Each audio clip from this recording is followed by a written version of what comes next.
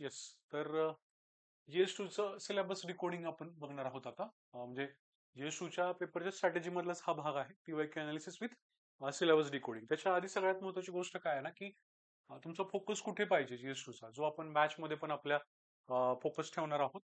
तर सगळ्यात महत्त्वाची गोष्ट काय आहे ना, की सिलेबस डिकोडिंग खूप जास्त चांगलं करावं लागेल डिटेलमध्ये, की कुठल्या सिलेबस वरती नेमकं काय आपल्याला प्रश्न विचारणं अपेक्षित आहे, आणि त्यासाठी आपण पीवायक्यूचा भरपूर वापर करणार आहोत. त्यानंतर काय प्रेडिक्शन्स आपण करू शकतो, की या पर्टिक्युलर सिलेबस टॉपिक वरती आपल्याला हा प्रश्न विचारला जाईल. म्हणजे मला तरी असं वाटतं, की प्रत्येक सिलेबस पॉईंट मध्ये ना काही स्पेसिफिक पॉईंट्स असतो. म्हणजे प्रत्येक जीएस पेपर मध्ये किंवा कुठल्याही सिलेबस मध्ये काही स्पेसिफिक पॉईंट असतात. फॉर एक्झाम्पल, जर तुम्ही या जीएस2च्या पेपरचं बघितलं ना, तर त्यांनी बेसिक स्ट्रक्चर हा एक खूप स्पेसिफिक पॉईंट दिलेला. ठीक आहे ना. बेसिक स्ट्रक्चर म्हणजे आपलं मौलिक संरचना. ठीक आहे ना.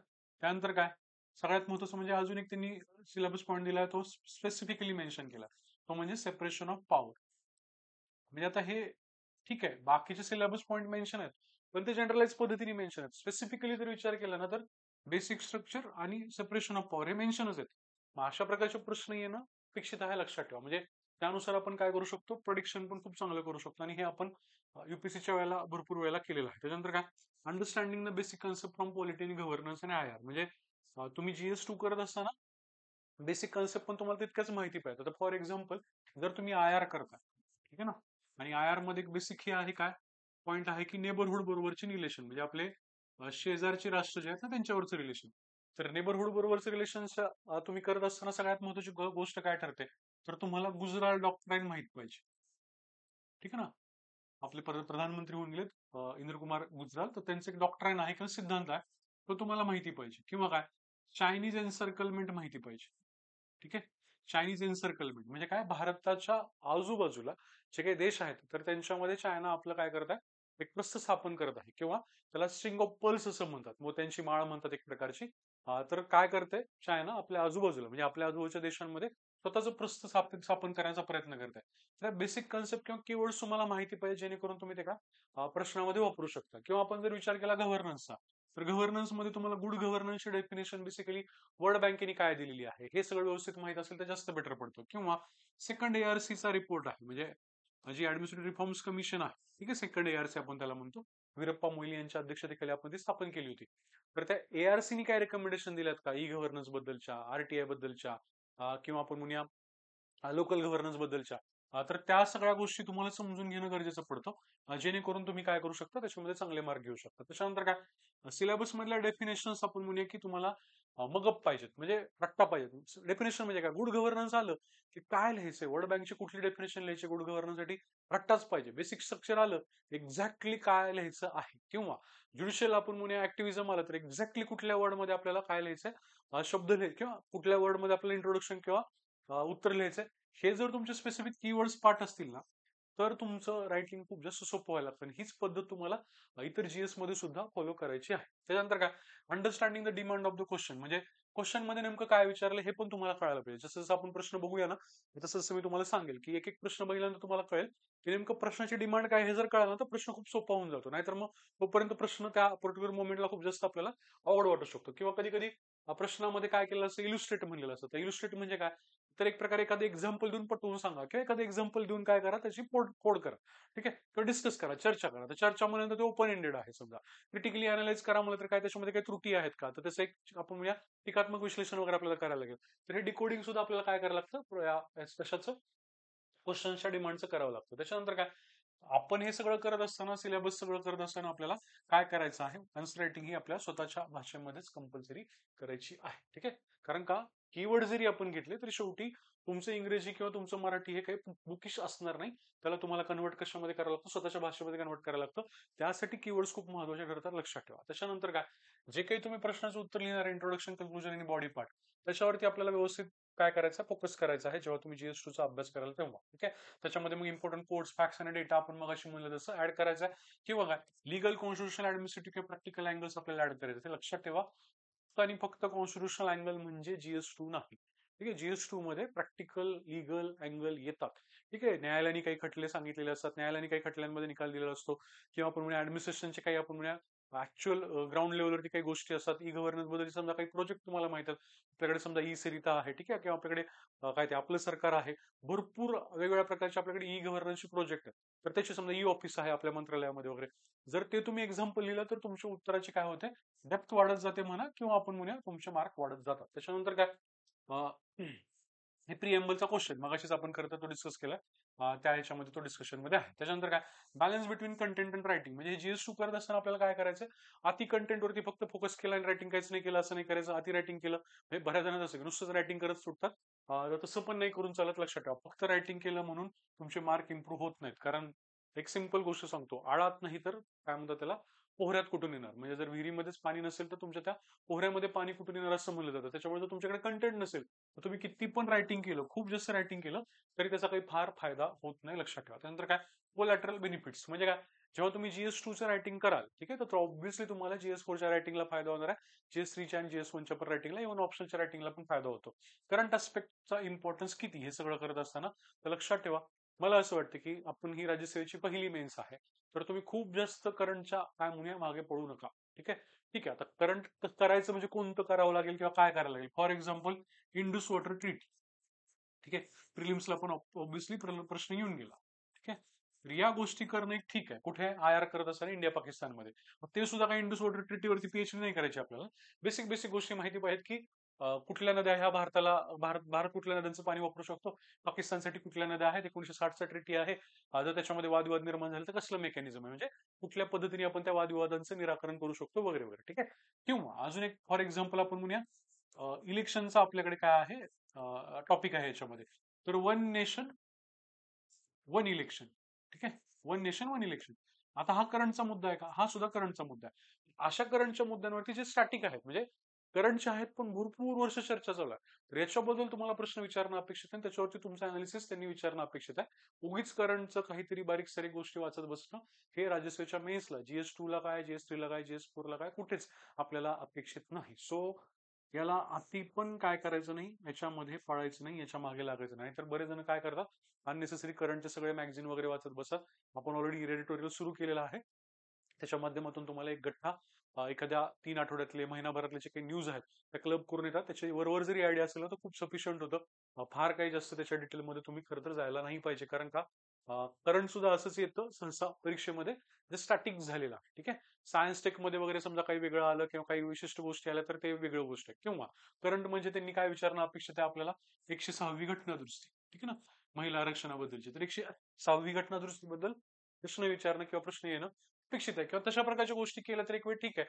ते सुद्धा एक तुमचं स्टॅटिक पार्टच झालंय, आता लक्षात घ्या. ते काही करंटचा मुद्दा त्याला आपण खरं तर म्हणू शकत नाही. त्यामुळं ओव्हर एम्फसाइज आपल्याला करंटच्या मुद्द्याला करायचं नाही, हे तुमच्या लक्षात आलं पाहिजे. त्याच्यानंतर काय, पेपर सॉल्व्हिंग करताना फोकस वगैरे याच्यामध्ये सगळं सांगितलेलं आहे.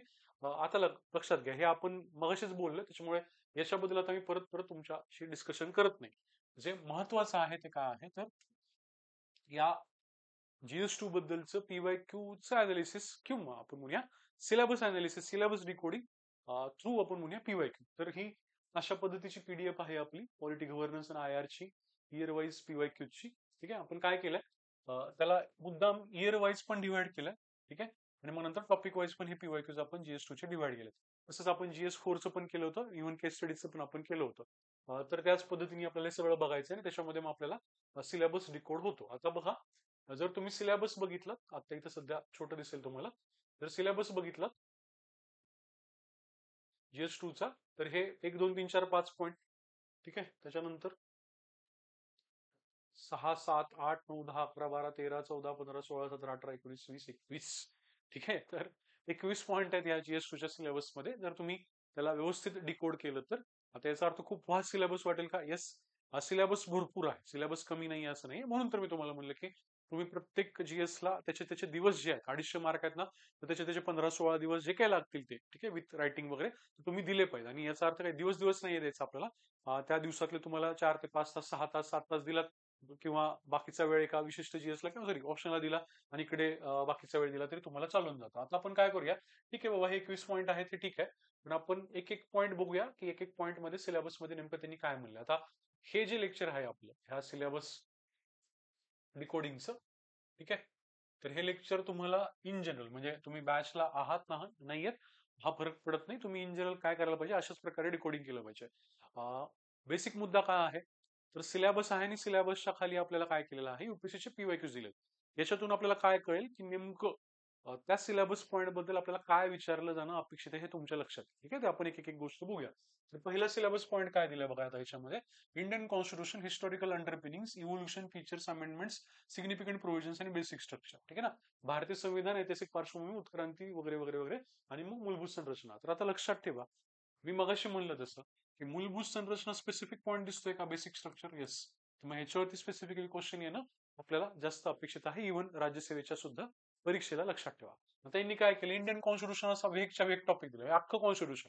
त्याच्यामध्ये काय म्हणलं, हिस्टॉरिकल अंडरपिनिंग. आता हिस्टॉरिकल अंडरपिनिंग म्हणजे काय, एक बेसिक क्वेश्चन याच्यामध्ये अपेक्षित असतो. तो म्हणजे काय, तर 1935चा कायदा, आपण म्हणतो की 1935च्या कायद्यावरती आपलं संविधान बऱ्यापैकी आधारलेलं आहे. तर 1935च्या कायद्याने भारतीय संविधानामध्ये काय नेमकं कॉन्ट्रीब्युट केलं, किंवा कॉन्स्टिट्यूशन कसं डेव्हलप झालं, हे नेमकं याच्यामध्ये विचारलं जाऊ शकतं. तर याचा अर्थ असा नाहीये की तुम्ही इंडियन कॉन्स्टिट्यूशनचे सगळे आता जे काही कायदे आहेत प्रिलिम्सला वगैरे तुम्ही जे करता हिस्ट्रीमध्ये वगैरे, ते तुम्ही परत करायला, आता ते परत तुम्ही करत बसायची गरज नसते. तुम्ही त्याच्यातलं स्पेसिफिकली काय विचारलं जाऊ शकतं, तर 1935 विचारलं जाऊ शकतं. ठीक आहे ना, म्हणजे सिलेबस खूप जरी मोठा वाटत असला तरी आपण सगळं काही करायची गरज नाही. तर त्या 1935 वरती आपण फोकस करून काय करायचं असतं, हिस्टॉरिकल अंडरपिनिंगचा किंवा ऐतिहासिक पार्श्वभूमीचा टॉपिक व्यवस्थित करायचा असतो. त्याच्यानंतर काय, त्याची उत्क्रांतीमध्ये तेच परत की वेगवेगळे कायदे आणि त्याच्यामधून काय म्हणूया आपण, संविधानाचे जे विकास झाला, तर ते त्याच्यामध्ये विचारलं जाऊ शकतं. आता कॉन्स्टिट्यूशनचे फीचर्स अगणित आहेत, अनंत आहेत. आता त्याच्यामध्ये काही ना, मग कॉन्स्टिट्यूशनच्या फीचर मध्ये सगळंच येतं, एफ आर येतं, प्रिएम्बल येतं, डीपीएसपी येतं वगैरे वगैरे. मग आता आपण ते शोधत बसायचं नाही की नाही बाबा वैशिष्ट्यामध्ये मग मी काय काय करू, ते आपल्याला प्रश्नावरून कळून जातं नंतर. त्याच्यानंतर काय, तर सुधारणा म्हणजे अमेंडमेंट्स. मग अमेंडमेंट्स बद्दल प्रश्न विचारला जाऊ शकतो का, विचारला जाऊ शकतो. पण आता जर तुम्ही युपीएससीचे क्वेश्चन बघितले ना, तर आयोगाने सहसा तुम्हाला, युपीएससीने सुद्धा तुम्हाला 101वी घटना दुरुस्ती, ठीक आहे, किंवा आपण म्हणजे जीएसटी, याच्याबद्दल त्यांनी तुम्हाला प्रश्न विचारलाय, जो की असा आपल्याला प्रिलिम्सला ऑब्जेक्टिव्हला फार क्वेश्चन येत नाही. पण मग त्यांनी प्रश्न विचारताना त्यांनी तुम्हाला जीएसटी बद्दल विचारलं. याचा अर्थ काय, असं नाहीये की कॉन्स्टिट्यूशनल अमेंडमेंट करायच्यात म्हणजे सगळ्याच अमेंडमेंट करायला लागतात. ठीक आहे ना, म्हणजे तुम्ही 106च्या 106 अमेंडमेंट करा आणि त्या सगळ्या पाठ ठेवा, त्याचा अनालिसिस पाठ ठेवा, सगळ्या अमेंडमेंट नाही करायला लागत. त्यातल्या त्यात काय, आता समजा त्यांनी 101 विचारले, मग अशी म्हणलं तसं मग तुम्हाला 106वी अमेंडमेंट विचारली जाऊ शकते, मे बी काय 42वी अमेंडमेंट विचारली जाऊ शकते. कारण का, त्याला आपण मिनी कॉन्स्टिट्यूशन वगैरे म्हणतो. तर ठराविक काय अमेंडमेंट आहेत, समजा 52वी असेल, 91वी असेल, त्याच्यामुळे तर आपलं पक्षांतर बंदी कायद्या संबंधित आहेत. तर ठराविक काय अमेंडमेंट असतील त्या तुम्हाला विचारल्या जातील. सगळ्या अमेंडमेंट आता आपल्याला ऑब्व्हियसली विचारायचं काही कारण नाही. सो अमेंडमेंट्स करत असताना किंवा अमेंडमेंटचा टॉपिक करत असताना आता त्याचं अनालिसिस करायचं, त्यात सुद्धा ठराविक करायचे. किंवा काय, अमेंडमेंटच्या प्रोसिजर बद्दल काहीतरी प्रश्न विचारतील की अमेंडमेंटची प्रोसिजर अवघड आहे का, सोपी आहे का, त्याच्यावरून इंडियन पॉलिटिक्सचं नेचर कसं आहे, मग ठीक आहे, किंवा कॉन्स्टिट्यूशनचं नेचर कसं आहे, रिजिड आहे का, फ्लेक्झिबल आहे का, अशा प्रकारचा अनालिटिकल क्वेश्चन सुद्धा ते तुम्हाला काय करू शकतात, विचारू शकतात. किंवा काय, अमेंडमेंट्स काय म्हणतात त्याला, त्याच्यावरती लिमिटेशन्स काय असतात. आयोगाने असं पण एक प्रश्न विचारला युपीएससीनी की अमेंडमेंट्स वरती लिमिटेशन्स काय असतात. लिमिटेशन्स असतात प्रोसिजर, विशेष बहुमत लागतं, किंवा कधी कधी तुम्हाला अर्ध्या किंवा अधिक राज्यांची मान्यता पण लागते. किंवा काय, अजून काय लिमिटेशन्स असतात, तुम्ही बेसिक स्ट्रक्चर मध्ये अमेंडमेंट्स करू शकत नाही. तर हे वेगवेगळ्या प्रकारच्या तुम्हाला काय म्हणजे अँगल जर कळाले, तर तुम्हाला मग सिलेबस ऑफच डिकोड व्हायला लागतो. ठीक आहे. आता सिग्निफिकंट प्रोव्हिजन्स म्हणले, म्हणताना सिग्निफिकंट म्हणले त्याच्यामुळे सगळ्या विचारणार नाहीत ऑब्व्हियसली. ओके. आणि काय बेसिक स्ट्रक्चर म्हणलं, तर बेसिक स्ट्रक्चर डॉक्टरांना तुम्हाला माहिती आहे की केशवानंद भारती खटल्यामध्ये मूलभूत संरचना सिद्धांत त्यांनी आपल्याला सांगितला, तर त्याच्यावरती तुम्हाला काहीतरी बेसिक काहीतरी क्वेश्चन येऊ शकतो. तर हे आहे काय, हे सिलेबस काय म्हणूया आपण, म्हणजे हेडिंग्स आहेत आणि त्याच्यामध्ये काय विचारलं जाऊ शकतं हे कळतंय. आता जर तुम्ही त्यांचे प्रश्न बघितले, युपीएससीने विचारलेले प्रश्न बघितले, तर इथं तुम्हाला दिसेल की त्यांनी प्रश्न कशाबद्दल विचारला, कॉन्स्टिट्यूशनल मॉरॅलिटी बद्दल विचारला, आणि मग भलं मोठं वाक्य दिलंय. आता हे सगळं वाक्य आपल्याला माहित असायची गरज नसते. एवढं कळालं ना की हा कॉन्स्टिट्यूशनल मॉरॅलिटी नावाची एक संकल्पना आहे, त्याच्यावरती प्रश्न विचारला. ठीक आहे. आता कॉन्स्टिट्यूशनल मॉरॅलिटी म्हणजे काय, तर संविधानाच्या तरतुदीनुसार सगळा कारभार चालणं वगैरे, आणि संविधानाच्या नैतिकतेनुसार आपण काय कामकाज करणं, म्हणजे कुठल्याही संविधानिक पदावरील व्यक्तीने संविधानानुसार किंवा त्याच्या तरतुदीनुसार काय करणं, आपले वर्तन ठेवणं, किंवा संविधानानुसार आपलं सगळं कामकाज चालणं, याला म्हणायचं बेसिकली कॉन्स्टिट्यूशनल मॉरॅलिटी. ठीक आहे ना, तर हे जर माहित असेल ना, तर आपण बऱ्याचशा गोष्टी त्याच्यामध्ये मग लिहू शकतो. त्याच्यानंतर बघा, त्यांनी राईट टू प्रायव्हसी बद्दल बोलले, म्हणजे काय, त्यांनी तुम्हाला फंडामेंटल राईट बद्दल डिरेक्टली प्रश्न नाही विचारला. त्यांनी तुम्हाला कशाबद्दल प्रश्न विचारला, राईट टू प्रायव्हसी बद्दल विचारला. तर हा एफ जो आहे, 21 नंबरचा एफ जो आहे, त्याच्याबद्दल त्यांनी तुम्हाला प्रश्न विचारला. ठीक आहे ना, आणि त्याच्यामध्ये राईट टू प्रायव्हसी विचारले. मग आता पुन्हा एकदा FR बद्दल डिरेक्टली पण प्रश्न येऊ शकतो, तो तुमच्या प्रिलिम्सचा भाग आहे, किंवा मग राईट टू प्रायव्हसी बद्दल पण येऊ शकतो, की नेमकं आर्टिकल 21 आणि राईट टू प्रायव्हसी संबंध कसा. आता ह्याच्यावरून काय कळतंय की सगळेच FR नाही करावं लागत. ठीक आहे ना, तुम्ही सगळेचे सगळे FR केले हे नाही करावं लागत. 19(1)(a), ठीक आहे ना, किंवा प्रोनाउन स्पीच अँड एक्सप्रेशन महत्वाचा आहे. 21 खूप जास्त महत्वाचा आहे. 22 का महत्वाचा आहे, तर आता ते आपण म्हणतो सोनम वांगचुक यांचा सगळा जो काही गोंधळ चालू आहे तो चालू आहे, मग 22 पण महत्वाचा आहे. तर सेक्युलरिझमचं आपण म्हणूया की काही काय म्हणतात कलम आपल्याला विचारू शकतात, किंवा सेक्युलरिझमसाठी पूर्ण ब्रॉडर अँगलनीच विचारलं जाऊ शकते की भारतीय संविधानामध्ये सेक्युलरिझम कसं आहे वगैरे. तर लक्षात ठेवा, सगळे आर्टिकल करावे लागत नाहीत. काही आर्टिकल आपल्याला स्पेसिफिकली त्यांनी जास्त करून म्हणजे FR मधले सुद्धा विचारलेले असतात. सो असं काही नाही की बर्डन वाढणार आहे आपलं. उलट जे काही प्रिलिम्सला केलं त्याच्यामधलं पण तुम्हाला काही ठराविक गोष्टी करायला लागणार, हे तुम्हाला कळायला पाहिजे. त्याच्यानंतर बघा, त्यानंतर परत एकदा त्यांनी काय केलं, right to life and personal liberty, परत एकदा आर्टिकल 21 बद्दल त्यांनी तुम्हाला प्रश्न विचारला. ठीक आहे ना. त्यानंतर काय, जेंडर जस्टिस बद्दल प्रश्न विचारलाय, म्हणजे काय, भारतीय संविधान आणि महिला यांच्याबद्दल प्रश्न विचारलाय. मग आपल्याला काय करायचं ना, जिथं जिथं महिलांच्या विषयक तरतुदी असतील, मग मे बी FD मध्ये असतील, फंडामेंटल ड्युटीज मध्ये महिलांचा आदर करा, DPSP मध्ये असेल इक्वल पे द्या, ठीक आहे, समान कामासाठी समान वेतन द्या, किंवा काय FR मध्ये असेल काय आपण म्हणूया की इक्वॅलिटी, ठीक आहे ना, सगळ्यांना समान वागवा किंवा लिंगभेद करू नका. म्हणजेच काय, आपल्याला जेंडर जस्टिस जेव्हा विचारलं जाईल कॉन्स्टिट्यूशन बद्दलचं, तेव्हा सरळ सरळ त्याचा अर्थ आहे की FR, DPSP, FD या सगळीकडून आपल्याला जे काही जेंडर जस्टिस बद्दलच्या आपण म्हणूया तरतुदी आहेत ते सगळे एकत्र आणायचं, त्याच्यामध्ये उत्तरामध्ये लिहायचं. दिसताना काय प्रश्न काहीतरी फार वेगळा वाटेल की अरे बापरे, जेंडर जस्टिस आणि इंडियन कॉन्स्टिट्यूशन असं काहीतरी विचारलंय, याचा अर्थ काही नाहीये वेगळं. तर तुम्हाला स्त्रियांना समानतेची वागणूक, किंवा फक्त स्त्रिया म्हणून नाही, सर्व जेंडर्सला आपण म्हणूया समानतेची वागणूक देण्याबद्दलचं कॉन्स्टिट्यूशनल अँगल त्यांनी तुम्हाला विचारले. त्याच्यानंतर काय, राईट्स आर नॉट ऍब्सोल्यूट असं म्हणले, म्हणजेच काय, आपल्याला मूलभूत अधिकार असतात पण ते काय नसतात, ऍब्सोल्यूट नसतात, सर्वंकष नसतात, त्यांच्यावरती काही मर्यादा असतात. मग हे काय, तर मर्यादांबद्दल सुद्धा त्यांनी प्रश्न विचारलेला दिसतोय. त्यातल्या सुद्धा कुठल्या मर्यादा विचारतात तुम्हाला माहिती पाहिजे. 19 मधल्या मर्यादा सहसा ते तुम्हाला विचारतात, ठीक आहे ना, 19 मधल्या. सो 19 बद्दलचे आपण काय करणार आहोत, 21 असेल, 19 असेल, हे आर्टिकल आपण जे आहोत तर ते व्यवस्थित आपण कशासाठी, अनालिसिस साठी करणार आहोत. त्याच्यानंतर बघा, परत एकदा तुम्हाला इथे दिसेल की हा कॉन्स्टिट्यूशनल मॉरॅलिटीचा प्रश्न इथं त्यांनी विचारलेला दिसतो. ओके. त्याच्यानंतर बघा पुढचं, त्याच्यामध्ये परत राईट टू प्रायव्हसीचा हा प्रश्न विचारलेला आहे. त्याच्यानंतर बघा, याच्यामध्ये प्रिएम्बल बद्दल क्वेश्चन विचारलाय, आणि विचारले की रिपब्लिक या शब्दाचा त्यांनी अर्थ तुम्हाला विचारलेला आहे. म्हणजेच काय, रिपब्लिक शब्द असेल किंवा इतर आपण म्हणूया सॉरी, रिपब्लिकला अटॅच असणाऱ्या शब्दांचा अर्थ विचारलाय. म्हणजेच काय, किंवा sovereign, socialist, democratic, secular Republic वगैरे जे आपण म्हणतो, तर या शब्दांचा अर्थ विचारलाय आणि त्यांचा रिलेव्हन्स विचारलाय. म्हणजेच काय, तर एक प्रकारे सिलेबस पॉइंट मध्ये जरी डिटेलमध्ये काही दिलं नसलं तर UPSC PYQs आपल्याला काय करतील, मदत करतील तो पर्टिक्युलर काय करायला, सिलेबस पॉईंट डिकोड करायला. मग नंतर कोहल खटला विचारलाय, जो की आपण म्हणतो की आपली काय म्हणतात त्याला, 9B किंवा फर्स्ट घटना दुरुस्ती वगैरे ज्युडिशियल रिव्ह्यू बद्दलच्या त्याच्यामध्ये तरतुदी आहेत. किंवा बघा, त्यांनी आपल्याला काय विचारलंय, legal, political, social, cultural factors, त्याच्यामुळे पब्लिक मोरॅलिटी कमी झालेली आहे, असा प्रश्न विचारलाय. ठीक आहे ना. म्हणजे विचारताना असं विचारलेलं आहे की कुठल्या कायदेशीर, राजकीय, सामाजिक, सांस्कृतिक घटकांमुळे काय भारतातली सार्वजनिक नैतिकतेला धक्का लागलाय. आता ह्याचा अर्थ सिंपल असा आहे की त्यांनी तुम्हाला, सार्वजनिक नैतिकता म्हणजेच काय, एक प्रकारे भ्रष्टाचार म्हणजे. आता हा भ्रष्टाचार कसा असू शकतो, आर्थिक असू शकतो, ठीक आहे ना, किंवा मग काय सांस्कृतिक पण असू शकतो, किंवा वैचारिक पण असू शकतो.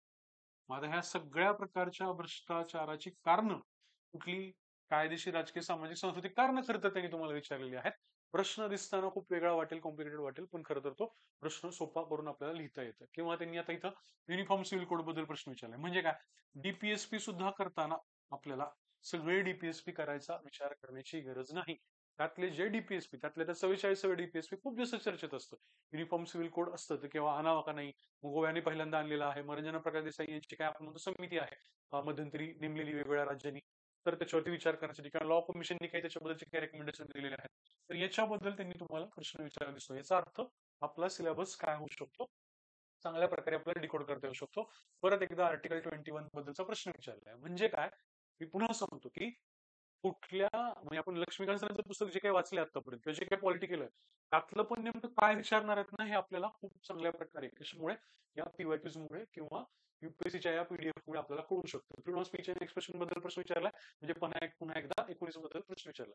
बेसिक स्ट्रक्चर डॉक्टर बद्दल प्रश्न विचारला का, म्हणजे काय, बेसिक स्ट्रक्चर हा स्पेसिफिक सिलेबस पॉईंट होता, त्यांनी बरोबर बेसिक स्ट्रक्चर डॉक्टरांचा शब्द देऊन प्रश्न विचारलेला आहे. किंवा काय, पुन्हा एकदा तुम्हाला इथं त्यांनी आर्टिकल 19 बद्दल प्रश्न विचारला. म्हणजेच काय, 21, 19, ठीक आहे, युनिफॉर्म सिव्हिल कोड, ठीक आहे. हे काही स्पेसिफिक सिलेबस पॉईंट तुम्हाला आता याच्यामधून मिळाले. याचा अर्थ तुम्ही खूप जास्त नॅरो डाऊन करू शकता तुमची तयारी. असं काही खूप फापट पसर आपल्याला करावं लागणार नसेल. याचा अर्थ असा नाहीये की नाही नाही मग एवढं वरवर बघितलं तरी चालेल. याचा अर्थ एवढाच आहे की आपण डिकोड करू शकतो आणि आपण इव्हन एमपीसीच्या बाबतीमध्ये सुद्धा आपण प्रेडिक्ट करू शकतो की नेमकं त्यांना आपल्याला काय विचारावं वाटेल किंवा काय प्रश्न ते आपल्याला विचारतील. ठीक आहे. त्याच्यानंतर पुढचा सिलेबस पॉईंट बघा, functions and responsibilities of union states किंवा संघ व राज्य त्याची कार्य जबाबदाऱ्या संघ राज्य रचनेशी संबंधित प्रश्न स्थानिक पातळीवर अधिकार आणि वित्त व्यवस्थांचे प्रदान त्यातील आव्हाने. म्हणजे त्यांनी आता जर तुम्ही या सिलेबस पॉईंटचा जर विचार केला ना सरळ सरळ असं दिसतंय फेडरलिझम बद्दल हा टॉपिक आहे आणि त्यात सुद्धा त्यांनी बघा वित्त व्यवस्थेबद्दल विचारलेलं आहे. याला आपण म्हणतो इंग्लिशमध्ये फिस्कल फेडरलिझम. ठीक आहे ना, म्हणजे काय वित्तीय संघराज्य असं म्हणायला हरकत नाही किंवा आर्थिक संघराज्य. ठीक आहे. तर आता बघा ह्या आर्थिक संघराज्याबद्दल त्यांनी स्पेसिफिकली तुम्हाला इथं सांगितलेलं आहे. याचा तुम्हाला अंदाज लागला पाहिजे की आता आपल्याला इथं काय अपेक्षित आहे. फेडरलिझम म्हणजे केंद्र आणि राज्यामधले संबंध, केंद्र राज्य संबंधांमधले काय वादविवाद म्हणा, कुठे कोऑपरेट करतात, कुठे भांडतात. बरं ठीक आहे, मग फिस्कल फेडरलिझम म्हणजे काय, तर आर्थिक वाटा एकमेकांमध्ये कसा आहे. फॉर एक्झाम्पल आपण जीएसटीचा विचार केला तर 101 घटनादुरुस्ती जर विचार केली ती सुद्धा याच ह्याच्यामध्ये आपल्याला प्रश्न विचारला जाणार आहे. किंवा काय इव्हन लोकल बॉडीजला जे काही आपले स्टेट गव्हर्नमेंट्स आहेत तर ते किती प्रमाणामध्ये आपण म्हणूया फिस्कल डिव्होल्युशन करतात किंवा आर्थिक आपण म्हणूया एक प्रकारे अधिकार देतात. तर या सगळ्या गोष्टींच्या अनुषंगाने आपल्याला इथे प्रश्न विचारले जाण्याची आता शक्यता दिसते. मग आता त्यांनी पहिलाच प्रश्न जम्मू काश्मीर बद्दल विचारला. आता म्हणजे पहिला प्रश्न म्हणजे खरं तर रिसेंट प्रश्न म्हणून हा वरती आलेला आहे. जम्मू काश्मीर बद्दल प्रश्न माहित नाही आता की आपल्याला एमपीसी विचारेल का नाही, पण काय जम्मू काश्मीर बद्दलचा प्रश्न काय विचारला असेल तर जम्मू काश्मीर हे काय आहे, उदाहरण आहे असिमेट्रिक फेडरलिझम. Asymmetric federalism. ठीक आहे ना, असिमेट्रिक फेडरलिझम. आता असिमेट्रिक फेडरलिझम म्हणजे काय असतं, तर असिमेट्रिक फेडरलिझमचे दोन अर्थ होऊ शकतात की फेडरलिझम आहे पण केंद्राची पॉवर जास्त आहे, किंवा असिमेट्रिक फेडरलिझमचा अजून एक अर्थ होऊ शकतो ते म्हणजे काय, तर सगळ्या राज्यांना समान वागणूक नाहीये, काही राज्यांना विशेष वागणूक आहे. कारण का जम्मू काश्मीरसाठी काय होतं स्पेशल काही आपण म्हणूया गोष्टी होत्या, तर ऑब्व्हियसली ते काय असिमेट्रिक फेडरलिझम मध्ये येतं. तर याच्या अनुषंगाने ते तुम्हाला काय करतात म्हणजे फेडरलिझम मध्ये प्रश्न विचारतात, लक्षात ठेवा. ठीक आहे.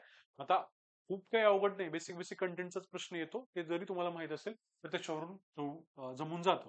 इथे बघा आता फिस्कल फेडरलिझमचा प्रश्न विचारलाय म्हणजेच काय, केंद्र आणि राज्य याच्यामध्ये वित्तीय तरतुदींमधून काय वादविवाद होऊ शकतात. तर याच्यामध्येच काय येतं बघा, याच्यामध्येच खरं तर फायनान्स कमिशन येतं. ठीक आहे ना, फायनान्स कमिशन येतं. आता फायनान्स कमिशनचा बेसिक डेटा तुम्हाला माहिती असतो की त्याच्यामध्ये कोण अध्यक्ष असतात, कोण सदस्य असतात. पण फायनान्स कमिशनच्या ज्या रेकमेंडेशन्स आहेत ज्याच्यामुळे होणारे केंद्र राज्यामधले वाद आहेत त्याच्याबद्दल कदाचित आपल्याला आता याच्यामध्ये प्रश्न विचारला जाऊ शकतो. हे तुम्हाला सिलेबस रिकॉर्डिंग याच्यामधून करायचं आहे. ठीक आहे, हे आपल्याला याच्यामध्ये समजून घ्यायचं आहे. त्याच्यानंतर बघा येस परत एकदा काय केंद्र आणि राज्य याच्यामधले संबंध सुधारण्यासाठी काय मेजर्स घेण्यात आले किंवा कुठले आपण म्हणूया एक प्रकारे उपाययोजना करण्यात आल्या, हा प्रश्न विचारलाय. किंवा लोकल बॉडीज म्हणजे आपल्या जे काही स्थानिक स्वराज्य संस्था असतात तर त्यांना आपले राज्य काय करत नाही, पॉवर देत नाही, त्याच्याबद्दल प्रश्न विचारलाय. म्हणजे पुन्हा एकदा फेडरलिझमचा पुढचा टप्पा आपल्या कुठला टप्पा म्हणजे सेंटर, स्टेट आणि लोकल बॉडीज याच्यामधल्या टप्प्यावरती त्यांनी प्रश्न विचारला. त्याच्यानंतर काय आर्टिकल 356 किंवा आपण म्हणूया राष्ट्रपती राजवटीबद्दल प्रश्न विचारलाय की ते त्याचा वापर जो आहे तो का कमी झाला असं त्यांनी प्रश्न विचारला. ठीक आहे ना. आता हे 356चा वापर का कमी झाला याच्याबद्दलचा प्रश्न विचारलाय का. आता 356ची प्रोसिजर पण विचारू शकतात. ठीक आहे, म्हणजे राष्ट्रपती राजवट कधी लागू करायची, कुठल्या कंडिशन मध्ये लागू करायची किंवा कशी लागू करायची हे पण विचारलं जाऊ शकतं. किंवा मग असा पण प्रश्न येऊ शकतो की 356चा वापर कमी झालाय का झालाय किंवा जे काय असेल ते, तर त्याची कारण तुम्हाला विचारले जाऊ शकतात. लक्षात ठेवा. म्हणजे हे जे आहे ना, म्हणजे हे आपण समजून घेतलं पाहिजे की नेमकं फेडरलिझम मध्ये किंवा इमर्जन्सी मध्ये आपल्याला प्रश्न काय विचारला जाऊ शकतो. त्याच्यामुळे मग तुमचा सिलेबस पूर्ण डिकोड होत जातो. ठीक आहे. त्यानंतर बघा इथं आलं आपलं 101वी घटना दुरुस्ती. ठीक आहे ना, 101वी घटना दुरुस्ती. मी मगाशी म्हणलं जसं की जीएसटी बद्दल प्रश्न येणं फिस्कल फेडरलिझम मध्ये किंवा संघराज्यामध्ये अपेक्षित आहे. त्याच्यानंतर काय national parties, yes, national parties favour centralisation, बरोबर आहे. जे काही राष्ट्रीय पक्ष आहेत त्यांना केंद्रीकरण पाहिजे. रिजनल पार्टीजला are in favour of state autonomy. ठीक आहे ना, regional parties are in favour of state autonomy म्हणजेच काय प्रादेशिक पक्ष हे राज्याच्या स्वायत्ततेच्या बाजूने आहेत. आता बघा म्हणजे प्रश्न जर वाचला तर असं वाटतं की हे काय विचारलं ना, की हे परत एकदा फेडरलिझमचाच प्रश्न आहे बेसिक. पण एक विचार वाटलं अरे काय हे काय प्रश्न विचारला ना. आता बघा म्हणजे मी हाच प्रश्न तुम्हाला थोडासा डिकोड करून दाखवतो. आता नॅशनल पॉलिटिकल पार्टीज काय म्हणतात तर सेंट्रलायझेशन म्हणतात. मग आता हे सांगण्यासाठी आपल्याकडे काय उदाहरण आहेत. नॅशनल पॉलिटिकल पार्टीमध्ये तुमच्याकडे काय आहे, काँग्रेस आहे. मेन पार्टी, ठीक आहे. आणि मग सोबत आहे बीजेपी, म्हणजे आता बीजेपी मेन आहे आणि काँग्रेस ऑपोजिशन मध्ये समजा. मग काँग्रेसच्या वेळेला सेंट्रलायझेशन होतं का? होतं. जर तुम्ही नेहरूंच्या वेळेला विचार केला तर सेंट्रलायझेशन होतं, ठीक आहे. प्रचंड पॉवर एकटवली होती केंद्र सरकारमध्ये. इंदिरा गांधींच्या वेळेला होतं का सेंट्रलायझेशन? तर होतं, ठीक आहे. किंवा आपण म्हणूया इव्हन राजीव गांधींच्या वेळेला होतं का? होतं, ठीक आहे. मग आता यांनी वेगवेगळ्या पद्धतीने काय केलेलं आहे, वेगवेगळ्या राज्यांमध्ये राष्ट्रपती राजवटी लागू केलेल्या आहेत. त्यातले एक दोन जरी एक्झाम्पल तुम्हाला माहित असेल तर ठीक आहे. म्हणजेच काय, एक प्रकारे हे नॅशनल पॉलिटिकल पार्टीज काय करतात, सेंट्रलायझेशनला महत्व देतात. मग बीजेपीची उदाहरणं आहेत का तुमच्याकडे? बीजेपीने सुद्धा काय केलं होतं, अरुणाचल प्रदेश म्हणा, उत्तराखंड म्हणा, ठीक आहे ना, किंवा इव्हन आपलं महाराष्ट्र म्हणा, तर इथं काय केलं होतं, एक प्रकारे काय राष्ट्रपती राजवट लागू केली होती. आता राष्ट्रपती राजवटच लागू केली होती हेच पाहिजे असं नाहीये, पण सेंट्रलायझेशनला फेवर करणाऱ्या पार्टीज आहेत का? ह्या आहेत. कोणत्या? काँग्रेस आणि बीजेपी. त्याच्यामुळे मग त्यांच्याबद्दल तुम्हाला काही एक्झाम्पल माहिती आहे का? जे काही तुम्हाला त्यावेळेला आठवलं, जसं आता मी तुम्हाला सांगतो त्याच्यानुसार आपण बघूया, ठीक आहे. आता बघा त्यांनी काय म्हणलं की regional parties are in favour of state autonomy, ठीक आहे. स्टेट ऑटोनॉमी, आता स्टेट ऑटोनॉमी कोण मागतात? तर प्रादेशिक पक्ष मागतात. मग तुम्हाला माहिती ऑलरेडी काय की यस, स्टेट ऑटोनॉमी मागतात राजकीय सॉरी काय प्रादेशिक पक्ष. फॉर एक्झाम्पल जर तुम्ही विचार केला, कोणाचा विचार केला, आपण म्हणूया राजमन्नार ठराव, हा माहिती आहे आपल्याला आता, ठीक आहे ना. राजमन्नार ठराव माहिती आहे. त्याच्यानंतर काय, वेस्ट बेंगॉल रिझोल्युशन माहिती आहे आपल्याला, ठीक आहे ना. वेस्ट बेंगॉल रिझोल्युशन आपल्याला माहिती आहे. म्हणजेच काय, किंवा अनंतपूर साहेब रिझोल्युशन,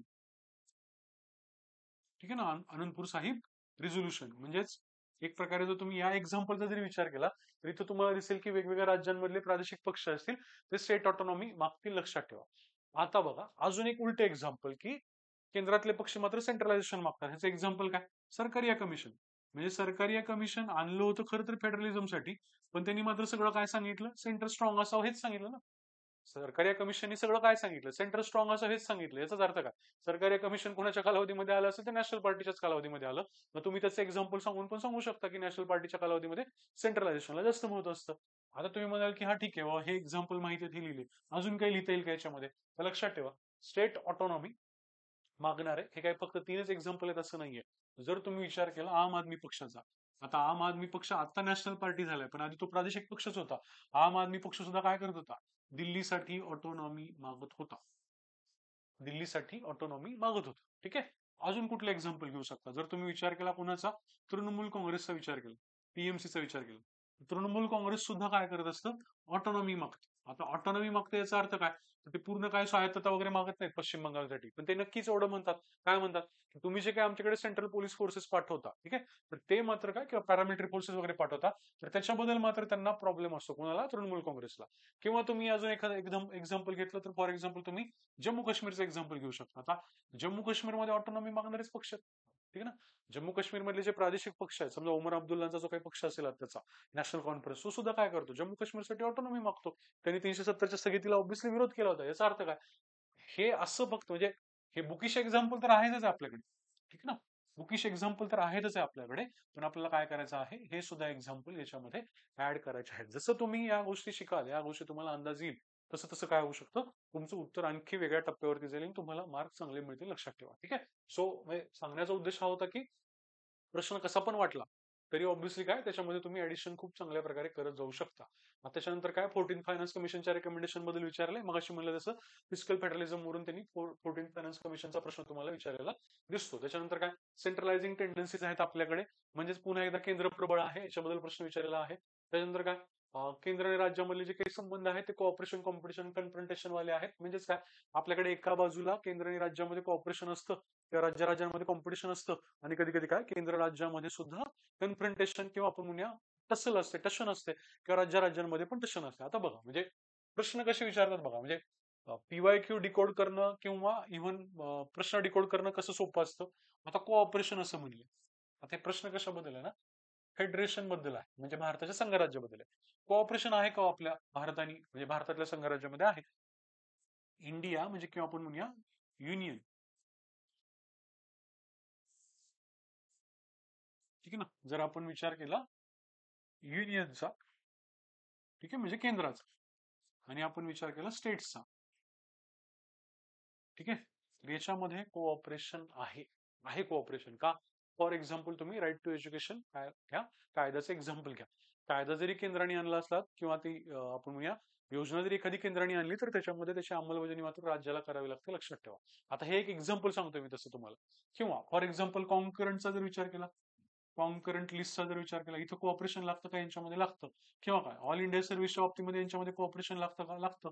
ठीक आहे ना. म्हणजे कोऑपरेशनचे पण आपल्याकडे एक्झाम्पल्स आहेत, लक्षात ठेवा. असं नाहीये की कोऑपरेशनचे एक्झाम्पल्स नाहीत, कितीतरी ठिकाणी त्यांना कोऑपरेशन करावं लागतं. किंवा फॉर एक्झाम्पल जीएसटी काउन्सिलचं एक्झाम्पल घ्या. जीएसटी काउन्सिल मध्ये पण ते कोऑपरेट करतात का, करतात. ठीक आहे. म्हणजेच काय, कोऑपरेशनचे 2-3 एक्झाम्पल आठवले त्याचा एक पॅराग्राफ करा. ठीक आहे. कॉम्पिटिशनचा एक्झाम्पल काय असू शकतं, तर कॉम्पिटिशन काय, राज्यामध्ये कॉम्पिटिशन आहे, स्टेटमध्ये. राज्यांमध्ये कॉम्पिटिशन कसली आहे, तुम्ही बघा. नीती आयोगाने सुद्धा काय स्टेट मधला कॉम्पिटेटिव्ह इंडेक्स काढलेला असतो. म्हणजे काय, राज्य काय करू शकतात वेगवेगळ्या पद्धतीने, काय आपल्याकडे इन्व्हेस्टमेंट यावी, इंडस्ट्रीज यावे, आपल्याकडे बिझनेसमन यावे, म्हणून काय करतात, महाराष्ट्र काय करतो, मॅग्नेटिक महाराष्ट्र सारखा प्रोग्राम करतो. याचा अर्थ राज्यांमध्ये कॉम्पिटिशन असते, कॉम्पिटेटिव्ह इंडेक्स असतात, लक्षात ठेवा. कन्फ्रंटेशन असतं का, केंद्र राज्यामध्ये कन्फ्रंटेशन असतं. सगळ्यात सोपं एक्झाम्पल कुठलं कन्फ्रंटेशनचं, तर गव्हर्नर. गव्हर्नरवरून भरपूर वाद होतात, कुणाला गव्हर्नर नेमलं, गव्हर्नर असं म्हणाले, गव्हर्नर तसं म्हणाले. कन्फ्रंटेशन मध्ये भरपूर एक्झाम्पल्स येतात तुम्ही, की जे तुम्ही घेऊ शकता. एखाद्या फॉर एक्झाम्पल मध्ये तामिळनाडूमध्ये जे घडलं, की तामिळनाडूच्या गव्हर्नरनी काय केलं असेल, की एखादं बिल जे आहे तामिळनाडू सरकारचं, ते राष्ट्रपतींच्या विचारात राखीव ठेवलं आणि त्याच्यावर खूप मोठा वाद झाला. आणि मग नंतर काय झालं, या सगळ्या गोष्टी कुठे गेल्या, न्यायालयामध्ये वगैरे पण गेल्या. याचाच अर्थ काय, कन्फ्रंटेशन केंद्र आणि राज्यामध्ये आहेच आहे. राज्यामध्ये पण कन्फ्रंटेशन आहे का, तर आहे. राज्यामध्ये पण कन्फ्रंटेशन आहे किंवा टेन्शन आहे. कशाबद्दल, फॉर एक्झाम्पल आपण म्हणूया पाणी वाटप. ठीक आहे ना. पाणी वाटपाच्या बाबतीमध्ये त्यांच्यामध्ये कन्फ्रंटेशन आहे का, तर यस आहे. ठीक आहे.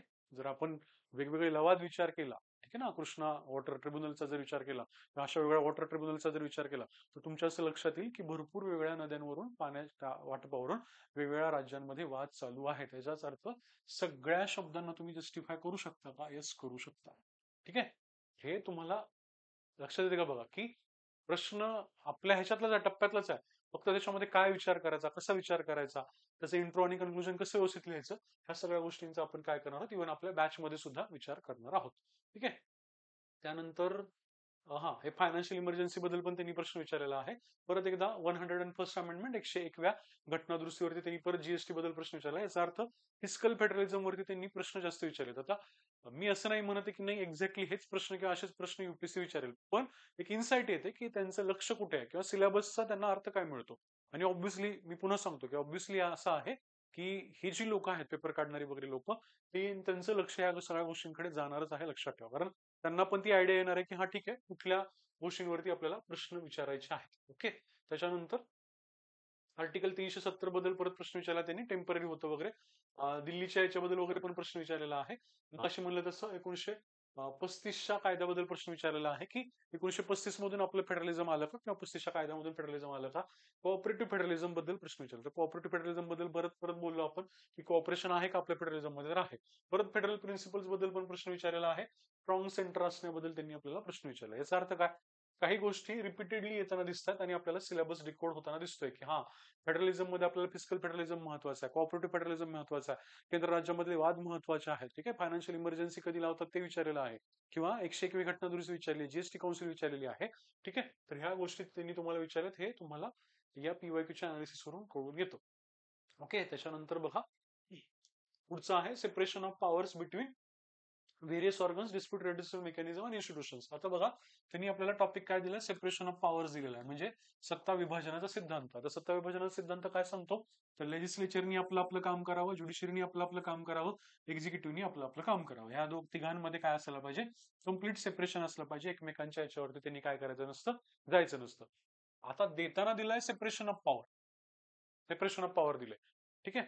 पण मग प्रश्न कशाबद्दल विचारतील, हे कसा अंदाज घ्यायचा सेपरेशन ऑफ पॉवर बद्दल, तर पहिलाच प्रश्न बघा काय म्हणतात, ज्युडिशियल इंडिपेंडन्स बद्दल प्रश्न विचारलाय. म्हणजेच काय, की आपली ज्युडिशियल इंडिपेंडन्स किंवा आपल्या न्यायालयांचं स्वतंत्रपणे किंवा स्वातंत्र्य हे अबाधित राखणं महत्वाचं आहे.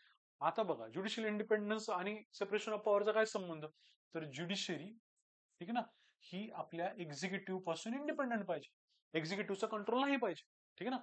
हे त्यांनी सहज आपल्याला प्रश्न विचारला कशावरून, सेपरेशन ऑफ पॉवरवरून. याचा अर्थ पुन्हा एकदा की सिलेबसचा टॉपिक पकडायचा आणि त्याच्यावरून काय विचारलं जाऊ शकतं, त्याचे अँगल आहेत ते आपण डिकोड करून ठेवायचे. सगळं बॅच मध्ये आपल्याला करायचंय, त्याच्यानुसार ते आपल्याला काय करतात, प्रश्न विचारणार आहेत, लक्षात ठेवा. मग आता ज्युडिशियल इंडिपेंडन्स मध्ये काय काय येऊ शकतं, तर मग ज्युडिशियल इंडिपेंडन्स मध्ये मग एक सिंपल एक गोष्ट येऊ शकते, ते म्हणजे काय, एनजेएससी. ठीक आहे ना, 99वी कॉन्स्टिट्युशनल अमेंडमेंट आहे. ठीक आहे, आपण केला होता. नॅशनल ज्युडिशियल अपॉइंटमेंट कमिशन आणलं होतं. केंद्रातल्या मंत्र्यांना आपण काय केलं होतं, या ज्युडिशरीला अपॉइंट करणाऱ्या कमिशन मध्ये टाकलं होतं. मग ज्युडिशरीने काय केलं, हा जो एनजीएससी जो काही आहे, ऍक्ट आहे, 99वी घटना दुरुस्ती, ते स्क्रॅप करून टाकलं. ठीक आहे ना, त्याला आपण 4 जजेस खटला वगैरे म्हणतो. तर 4 जजेस खटल्यामध्ये काय करून टाकलं, हे एनजीएससीच काढून टाकलं. आणि मग काय केलं, ज्युडिशियल इंडिपेंडन्स आम्हाला अबाधित राखायचा. एक्झिक्युटिव्हनी किंवा कार्यकारी मंडळाने किंवा मंत्रिमंडळाने सरकारनी आमच्या निवड म्हणजे सिलेक्शन मध्ये ढवळाढवळ करू नये, असं यांनी स्पष्टपणे सांगून टाकलं. कोणी, ज्युडिशरीने. म्हणजेच काय, ज्युडिशियल इंडिपेंडन्स राखण्याचा प्रयत्न केला. म्हणजेच काय, सेपरेशन ऑफ पॉवर राखण्याचा प्रयत्न केला. सिंपल आहे. म्हणजे कळून जायला पाहिजे की नेमका प्रश्न आपल्याला या सिलेबस टॉपिक वरती काय विचारला जाऊ शकतो आणि काय त्याच्यामध्ये येऊ शकतं. किंवा काय, ज्युडिशियल सॉरी ह्या सेपरेशन ऑफ पॉवर बद्दलच अजून एक महत्वाची गोष्ट असते, ती म्हणजे कोणती, ज्युडिशियल ऍक्टिव्हिजम. ज्युडिशियल ऍक्टिव्हिजम, आता हे ज्युडिशियल ऍक्टिव्हिजम काय, ज्युडिशरी इतकी ऍक्टिव्हेट होते की लेजिस्लेचरचं काम करायला लागते. ठीक आहे, किंवा एक्झिक्युटिव्हचं काम करायला लागते. For example Vishakha guidelines. ठीक आहे ना, विशाखा गाईडलाईन्स म्हणजे काय, कामाच्या ठिकाणी जे आपण म्हणतो की महिलांचा जो काही सेक्शुअल हॅरेसमेंट होऊ शकते, ठीक आहे, वर्क प्लेस वरती सेक्शुअल हॅरेसमेंट होऊ शकते, तर त्याच्या विरोधामध्ये आपल्या सुप्रीम कोर्टाने 1997 मध्ये गाईडलाईन्स दिल्या होत्या. तर या गाईडलाईन्स ज्या आहेत, 1997 च्या काही गाईडलाईन्स आहेत समजा, तर त्या खरं तर सरकारकडून यायला पाहिजे होत्या, तर सरकारकडून नाही आल्या, त्या ज्युडिशरीने दिल्या. मग ज्युडिशरीने कोणाचं काम केलं, लेजिस्लेचरचं आणि एक्झिक्युटिव्हचं काम केलं. म्हणजेच काय, सेपरेशन ऑफ पॉवर धक्का लागला ना.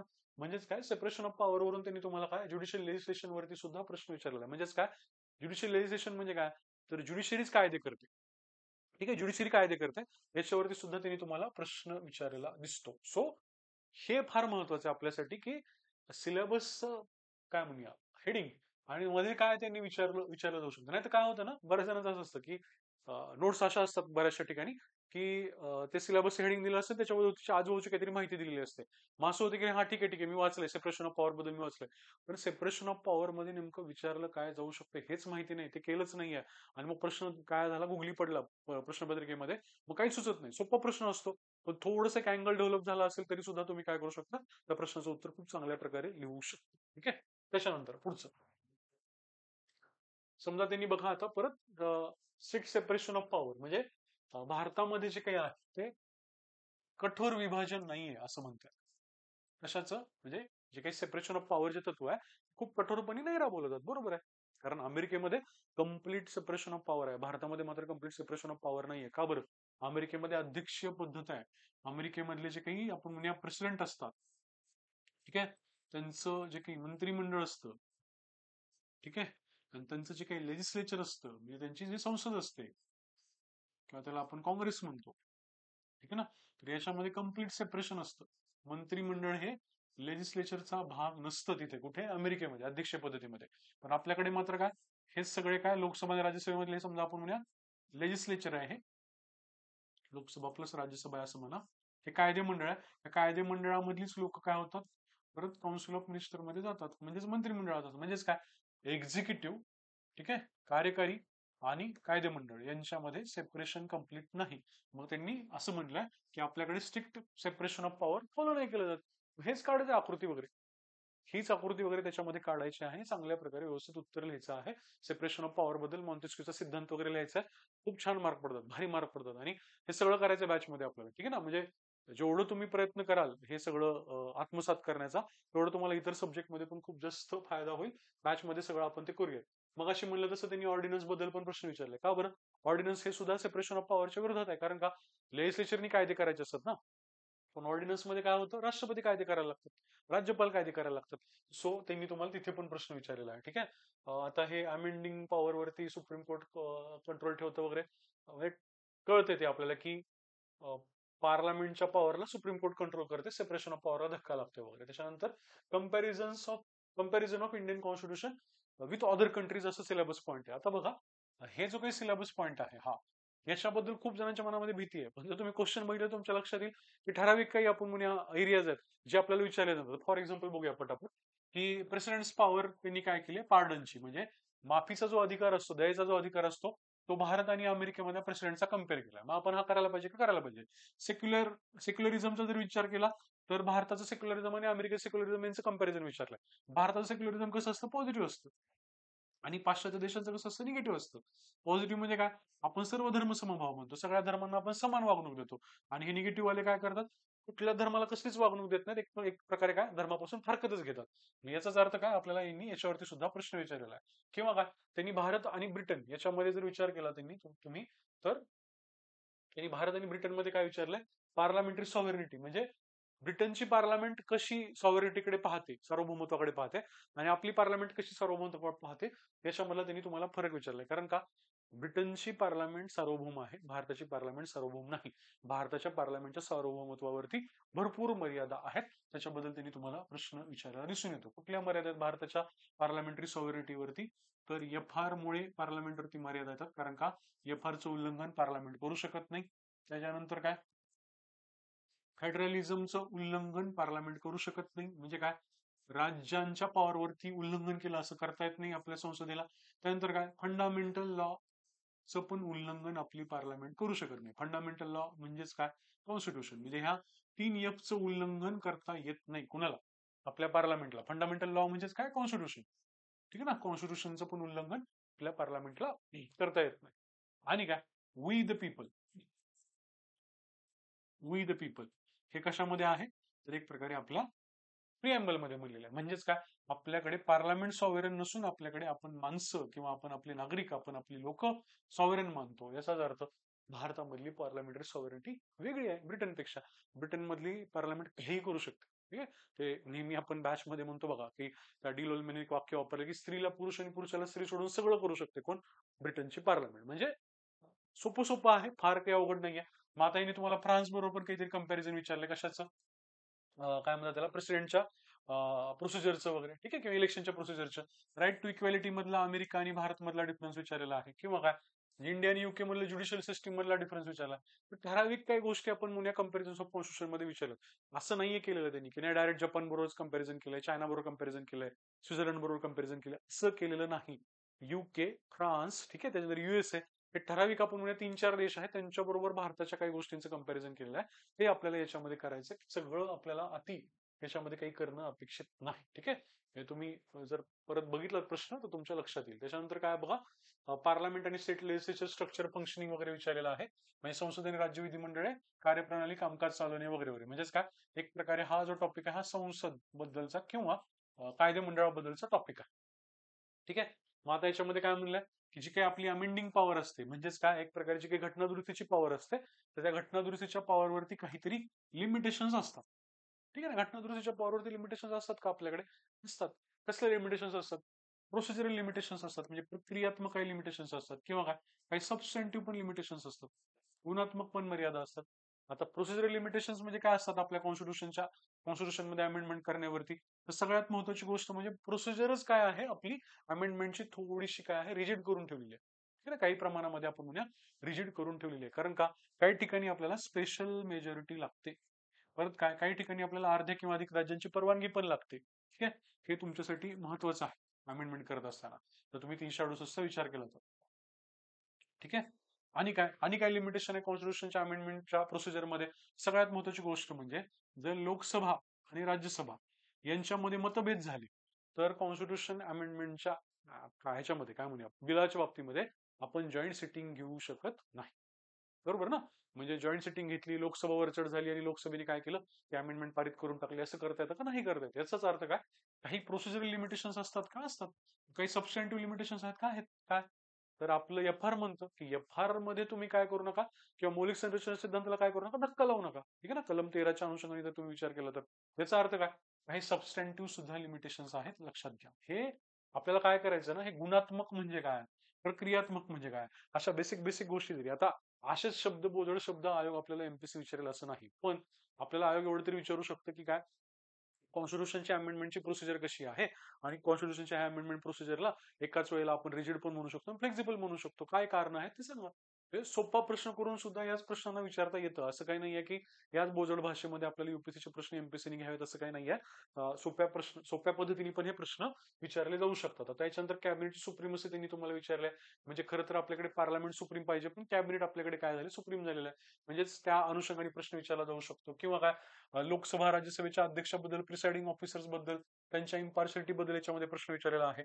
पार्लमेंटरी कमिटीज बद्दल प्रश्न विचारलेला आहे. म्हणजे रिपीटेडली क्वेश्चन त्यांनी पार्लमेंटरी कमिटीज बद्दल वगैरे आपल्याला विचारायला दिसून येतो. ठीक आहे. त्याच्यानंतर बघा पुढे. ओके. आता बघा याच्यामध्ये काय केलं त्यांनी, लेजिस्लेटिव्ह काउन्सिल्स म्हणजे विधान परिषदेबद्दल सुद्धा प्रश्न विचारलेला आहे की विधान परिषद कशी तयार करतात वगैरे वगैरे, हे पण त्यांनी प्रश्न विचारले. मग आता ट्रेडिशनल प्रश्न आहे का की 169 आर्टिकल आहे समजा, तर विधानसभा कशी बनवतात, कशी हे करतात वगैरे. तर हे सगळं जे काही गोष्टी आहेत तर तुम्हाला काय करायला पाहिजेत, आल्या पाहिजेत किंवा माहिती असल्या पाहिजे. ठीक आहे. त्याच्यानंतर बघा पार्लमेंट काय करतं, अकाउंटेबिलिटी म्हणजेच काय, संसद काय करतं, उत्तरदायित्वाचं तत्व कसं सुनिश्चित करतं. ठीक आहे. कसं सुनिश्चित करतं उत्तरदायित्वाचं तत्व संसद, तर पार्लमेंटरी कमिटीज आहेत. ठीक आहे. डिपार्टमेंटल स्टँडिंग कमिटीज आहेत, फायनान्स कमिटीज आहेत, प्रश्नोत्तराचा तास आहे, प्रिव्हिलेज मोशन आहे. ठीक आहे ना, कॉलिंग अटेन्शन मोशन आहे, ऍडजमेंट मोशन आहे, सेन्शर मोशन आहे, नो कॉन्फिडन्स मोशन आहे, कट मोशन्स आहेत.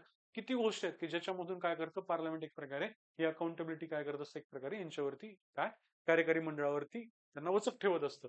तर हे असे प्रश्न तुम्हाला की इथं परत एकदा स्पीकर बद्दल त्यांनी प्रश्न विचारलेला तुम्हाला दिसून येतो. याचा अर्थ काय, तुम्ही जर हे क्वेश्चन्स बघत गेलात, पीवायक्यू जर तुम्ही डिकोड करत गेलात, तर तुमच्या असं लक्षात येईल की काही गोष्टी त्यांनी परत परत विचारल्यात. किंवा इव्हन त्यांनी बघा त्यांनी प्रश्न विचारताना त्यांनी काय विचारलंय, त्यांनी तुम्हाला राज्यसभेच्या तरतुदी वगैरे नाही विचारल्या, तर त्यांनी प्रश्न काय विचारला की राज्यसभा ही आधी काय होती, युजलेस होती, आणि आता सपोर्टिंग ऑर्गन म्हणजे एक महत्वाची काय म्हणूया सभागृह बनलेलं आहे. कारण का, राज्यसभा कशासाठी, हा एक प्रश्न डिबेट आपल्याकडे होताच ना, तर राज्यसभाला पण महत्व आहे. आता हा प्रश्न किती पण आवड वाटला ना अशा प्रकारचे प्रश्न, तर त्यांना काय म्हणत असतं, राज्यसभेचं इम्पॉर्टन्स सांगा, बस.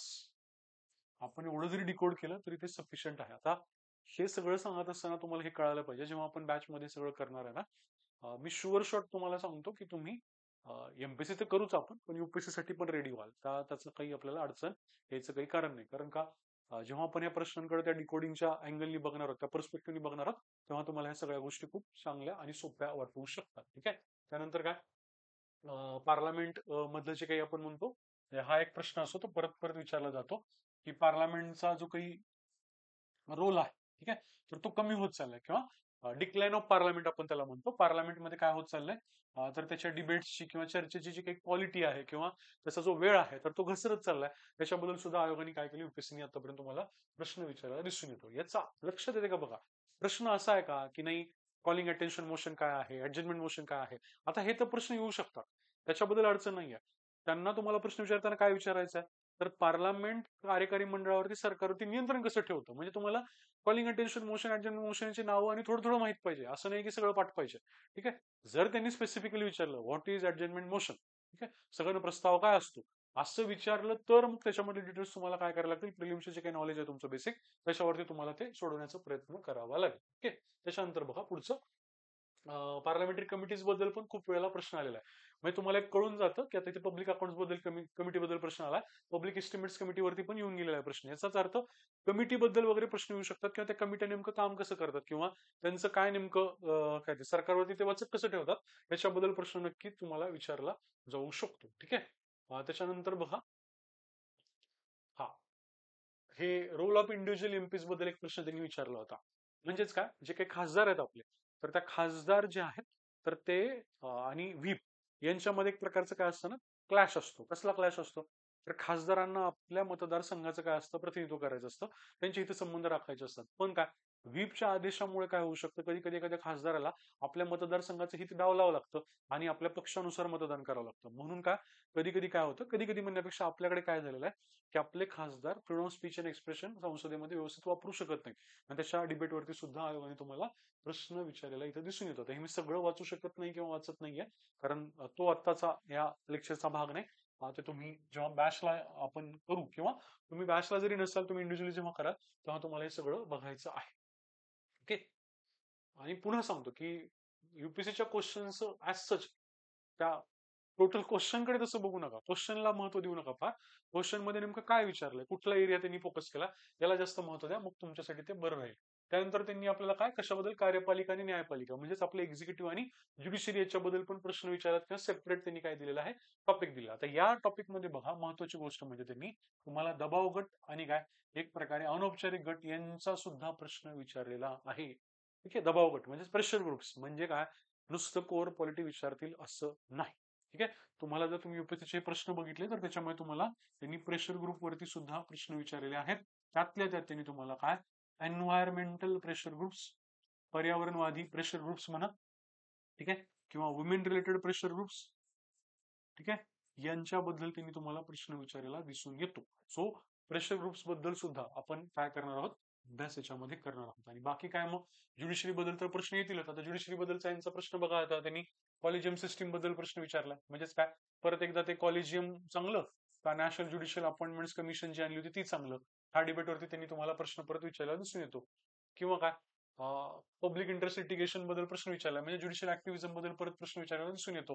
म्हणजे असे परत परत प्रश्न विचारलेले आहेत. किंवा काय हे आपलं लोक अदालत म्हणतो आपण नॅशनल लिगल सर्व्हिस ऑथॉरिटी कालच्या प्रिलिम्सला प्रश्न विचारला होता 1982 आपण आपल्या टेस्ट सिरीज मध्ये पण विचारला होता हा प्रश्न 1982 गुजरात. ठीक आहे तर याच्यामधून ते सुरुवात झाली असं आपण म्हणलो होतो. तर ते पण त्यांनी तुम्हाला प्रश्न विचारलेला आहे किंवा इकडे पण तो प्रश्न विचारलेला दिसून येतो. त्यानंतर सुप्रीम कोर्टाचा एन्व्हायरमेंटल प्रॉब्लेम सोडवण्यामधला रोल त्यांनी विचारला. मग आता बघा लक्षात येते का बघा ज्युडिशरी बद्दल ट्रॅडिशनल प्रश्न विचारायला पाहिजे असं नाही की बाबा सुप्रीम कोर्टाच्या न्यायाधीशांच्या तरतुदी सांगा वगैरे वगैरे असं प्रश्न विचारायची गरज नाहीये. सुप्रीम कोर्ट एन्व्हायरमेंटल इश्यूज मध्ये कसं काय करतंय मदत करते. मग आता तुम्हाला एक दोन केसेस आठवायला लागतील किंवा केसेस करायला लागतील की एन्व्हायरमेंटच्या इश्यू बद्दल कुठल्या 2-3 महत्वाच्या केसेस आहेत ज्या केसेसमध्ये काय ज्युडिशरीने किंवा सुप्रीम कोर्टाने चांगले निकाल दिले आहेत. त्यातल्या त्यात आपल्याकडे एक महत्वाची केस आहे ती म्हणजे कोणती MC मेहता केस. ही काय आपल्या काय कोर्टाची एन्व्हायरमेंटच्या बाबतीमधलं महत्वाचं कॉन्ट्रीब्युशन आपण त्याला म्हणू शकतो. तर हे अशा प्रकारच्या गोष्टी तुम्हाला काय करायच्या आहेत त्याच्यामध्ये माहिती पाहिजे. किंवा बघा आता इथं प्रेशर ग्रुप बद्दल त्यांनी तुम्हाला प्रश्न विचारलेला आहे की प्रेशर ग्रुप सुद्धा काय करतात पब्लिक पॉलिसी मेकिंग मध्ये मदत करतात वगैरे वगैरे. त्याच्यानंतर पुढे काय फार्मर्स ऑर्गनायझेशन बद्दल पण प्रश्न विचारायला दिसून येतो. ओके म्हणजे प्रेशर ग्रुप बद्दल त्यांनी तुम्हाला प्रश्न विचारलेले आहेत. ओके परत एकदा बघा how do pressure groups influence Indian politics किंवा पॉलिटिकल प्रोसेस म्हणजे प्रेशर ग्रुप बद्दल परत एकदा प्रश्न त्यांनी विचारला दिसतो. मग आता हे कळालं का बघा स्पेसिफिक सिलेबस पॉईंट दिलाय प्रेशर ग्रुप त्याच्यावरती तुम्हाला रिपीटेडली क्वेश्चन आयोगाने विचारलेला दिसून येतो. किंवा काय पॉलिटिकल पार्टी सिस्टीम बद्दल सुद्धा आयोगाने तुम्हाला प्रश्न विचारलाय की ती कशी कशी चेंज होत गेली हे तुम्हाला विचारलेलं आहे. त्याच्यानंतर बघा पुढे काय हा साईज ऑफ कॅबिनेट बद्दल प्रश्न विचारला कॅबिनेटची साईज खूप मोठी असेल तर इश्यू होतात का वगैरे. किंवा जे काही आपल्या 91वी घटना दुरुस्ती म्हणतो आपण त्या अनुषंगाने 10वा शेड्यूल जो म्हणतो त्याच्या अनुषंगाने सुद्धा त्यांनी तुम्हाला प्रश्न विचारला. परत एकदा काय प्रेशर ग्रुप आलं का बघा परत एकदा प्रेशर ग्रुप म्हणजेच काय काही सिलेबस टॉपिक आहेत जे परत रिपीटेडली तुम्हाला प्रश्न त्याच्यावरती विचारले जातील ते आपल्याला व्यवस्थित करायचे आहेत. आता लोकल सेल्फ गव्हर्नमेंट इथं त्यांनी तुम्हाला दिले. आता या टॉपिकची सुद्धा तुम्हाला गंमत सांगतो की लोकल सेल्फ गव्हर्नमेंट मध्ये आपण कोर पॉलिटीसाठी काय करतो तर 73-74वी घटना दुरुस्ती करतो. आता हे तर इथं विचारणं अपेक्षित आहे का ठीक आहे विचारतील पण जर तुम्ही लोकल सेल्फ गव्हर्नमेंटच्या बाबतीमध्ये पीवायक्यूज बघितले तर एक इन्साइट येतो तुम्हाला त्यांनी काय प्रश्न त्यांनी तुम्हाला या क्वेश्चन मध्ये नाही जाते डिरेक्टली सांगतो काय विचारलं असतं त्यांनी तुम्हाला इश्यूज विचारतात काय की बाबा लोकल सेल्फ गव्हर्नन्स मध्ये काय नेमके इश्यूज आहेत कुठले कुठले प्रॉब्लेम्स आहेत. आता फॉर एक्झाम्पल एक खूप महत्वाचा प्रॉब्लेम म्हणूया की आपल्या महाराष्ट्रात तर निवडणुकाच झाल्या नव्हत्या त्याच्यामुळे काय की आपले प्रतिनिधी नव्हते लोकप्रतिनिधी नव्हते बऱ्याचशा ठिकाणी तर प्रशासकच होते म्हणजे आपले सीओ वगैरे मित्र जे असतील आपले अधिकारी मित्र तेच काय करत होते तिथला कारभार पाहत होते. हा एक इश्यू झाला फॉर एक्झाम्पल.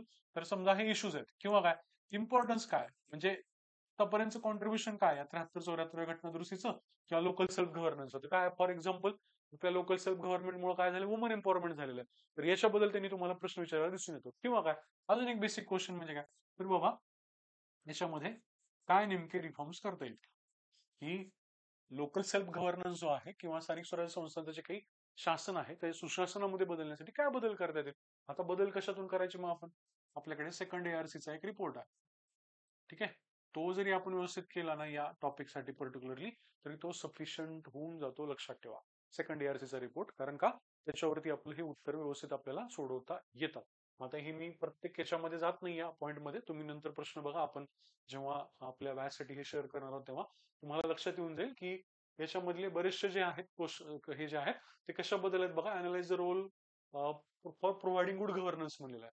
त्यानंतर गव्हर्नन्स म्हणलेलं आहे. म्हणजेच काय, लोकल गव्हर्नमेंटचा गव्हर्नन्स मध्ये, लोकल लेवलच्या गव्हर्नन्स मध्ये काय नेमका रोल आहे विचारलं. Critical challenges faced by local institution म्हणले, म्हणजेच मगाशी आपण म्हणले इश्यूज कुठले आहेत त्याच्यामध्ये ते विचारलेलं आहे त्यांनी. म्हणजे ठराविक काही गोष्टी परत परत त्यांनी तुम्हाला याच्यामध्ये सुद्धा विचारायला दिसून येतात. ओके, म्हणजे लोकल सेल्फ गव्हर्नमेंट मध्ये आपल्याला काही असं करत बसायचं नाहीये की नाही बाबा आपण काय केलं, पूर्ण आता 73-74 घटना दुसरी परत पाठ करत बसलो. प्रश्नाचं स्वरूप हे याच्यामध्ये वेगळं तुम्हाला दिसून येतं. त्याच्यानंतर खास करून त्यांनी तुम्हाला रिप्रेझेंटेशन ऑफ पीपल्स ऍक्ट बद्दल प्रश्न विचारलेला आहे. आता पुन्हा एकदा स्पेसिफिक सिलेबस पॉईंट आहे, तर स्पेसिफिक सिलेबस पॉईंट बद्दल स्पेसिफिक क्वेश्चन येतात आणि येतोच क्वेश्चन. खूप जास्त शक्यता आहे की आपल्या एमपीसीच्या ह्याला सुद्धा ते स्पेसिफिक आपल्याला प्रश्न विचारतील की रिप्रेझेंटेशन ऑफ पीपल्स ऍक्ट जो आहे, लोकप्रतिनिधी कायदा 1951चा, म्हणजे हा स्पेशल सिलेबस पॉईंट आहे म्हणून म्हणतोय. याच्याबद्दल प्रश्न येईल डिरेक्टली की याच्यामधल्या इम्पॉर्टंट तरतुदी सांगा, असा प्रश्न येऊ शकतो. ठीक आहे, इम्पॉर्टंट तरतुदी सांगा. मग आता हे तुम्हाला हे पूर्णच्या पूर्ण कायदा करावा लागेल का? नाही, काही महत्वाच्या तरतुदी करायला लागतील. आता महत्वाच्या तरतुदींमध्ये सुद्धा तुम्ही कसं ओळखू शकता की कुठल्या तरतुदी करायच्या, तर तुम्हाला दिसेल इथं त्यांनी शब्द दिलाय करप्ट प्रॅक्टिसेस, हे ना, किंवा परिणाम भ्रष्ट आचरण. म्हणजेच काय, या रिप्रेझेंटेशन ऑफ पीपल्स ऍक्ट मध्ये भ्रष्ट आचरण कशाला म्हणलं जाईल त्याच्याबद्दल आयोग हमखास तुम्हाला प्रश्न विचारतो. कुठे इकडे तरी विचारलाय, तिकडे पण विचारला जाऊ शकतो. त्याच्यानंतर काय, इलेक्ट्रल रिफॉर्म्स बद्दल त्यांनी तुम्हाला प्रश्न विचारल्यासारखा दिसून येतो. ठीक आहे, त्याच्यानंतर बघा या याच्याबद्दलच या काय म्हणूया रिप्रेझेंटेशन ऑफ पीपल्स ऍक्ट बद्दल जर तुम्ही विचार केला तर त्यांनी तुम्हाला काय केलेलं आहे की कुठल्या केसमध्ये या 1951च्या कायद्यानुसार, रिप्रेझेंटेशन ऑफ पीपल्स ऍक्ट नुसार काय होतं, एखाद्या काय म्हणतात एखादी व्यक्ती अपात्र ठरते. ठीक आहे ना, काय म्हणले बघा, out of the election of a member of parliament or a state legislature under the act, what are the grounds on which election of any return candidate may be declared void. म्हणजेच काय, निवडून आलेल्या एखाद्या उमेदवाराचं कॅन्डिडेटचर किंवा उमेदवारी कधी रद्द होते, हे 1951च्या कायद्यानुसार त्यांनी तुम्हाला प्रश्न विचारलाय. म्हणजेच काय, पुन्हा एकदा ठराविक काहीतरी स्पेसिफिक पॉईंट आहे त्या कायद्यामधला, तोच आपल्याला विचारणार आहे. पुन्हा एकदा बघायचं, डिस्क्वालिफिकेशन बद्दल प्रश्न विचारलाय. म्हणजेच काय, हा प्रश्न काय सेम एरिया मधला आहे. याचा अर्थ आपल्याला सरळ सरळ कळून जातो की या कायद्यामधल्या सगळ्या तरतुदी करायच्या नाहीयेत, करप्ट प्रॅक्टिस वाल्या तरतुदी करायच्यात, किंवा आपण मॉडेल कोड ऑफ कंडक्ट मधल्या तरतुदी करायला लागतील, किंवा आपण म्हणूया डिस्क्वालिफिकेशन कसं केलं जातं, किंवा काय डिस्क्वालिफिकेशन केलं एखाद्या व्यक्तीचं तर त्या डिस्क्वालिफाय झालेल्या उमेदवाराला नंतर मग कुठे अपील करता येतं, फॉर एक्झाम्पल हायकोर्टामध्ये, मग नंतर काय सुप्रीम कोर्टामध्ये. तर ह्या गोष्टी त्यांनी तुम्हाला विचारलेल्या याच्यामध्ये दिसून येतील. स्पेसिफिक सिलेबस पॉईंट आहे त्याच्याबद्दल त्यांनी तुम्हाला तसे प्रश्न विचारायला दिसून येतात. त्याच्यानंतर काय, वेगवेगळे तुम्हाला कॉन्स्टिट्युशनल पोस्ट बद्दल इथं दिलेलं आहे, त्याच्या पॉवर्स, फंक्शन्स आणि बॉडीज बद्दल दिले. आता कॉन्स्टिट्युशनल बॉडीज भरपूर आहेत, त्या सगळ्या कॉन्स्टिट्युशनल बॉडीज बद्दल आपल्याला प्रश्न विचारला जाऊ शकतो. पण त्यात सुद्धा त्यांनी खास करून तुम्हाला काय, इथं तुम्हाला ऍडमिनिस्ट्रेटिव्ह ट्रिब्युनल बद्दल प्रश्न विचारायला दिसून येतो. ठीक आहे ना, नंतर अटॉर्नी जनरल ऑफ इंडिया बद्दल प्रश्न विचारायला दिसून येतो. आता हे सगळं तुम्ही करावं लागेल असं नाहीये, कारण ऍडमिनिस्ट्रेटिव्ह ट्रिब्युनल बद्दल तर तुम्ही असंही आता आपण कोर्पोरेटच्या बॅचला पण केलं होतं, पण अटॉर्नी जनरल ऑफ इंडिया बद्दल तुम्हाला प्रश्न येण्याचा चान्स जास्त आहे हे तुम्हाला, किंवा कॅग बद्दल येण्याचा प्रश्न येण्याचा चान्स जास्त आहे, तुम्हाला या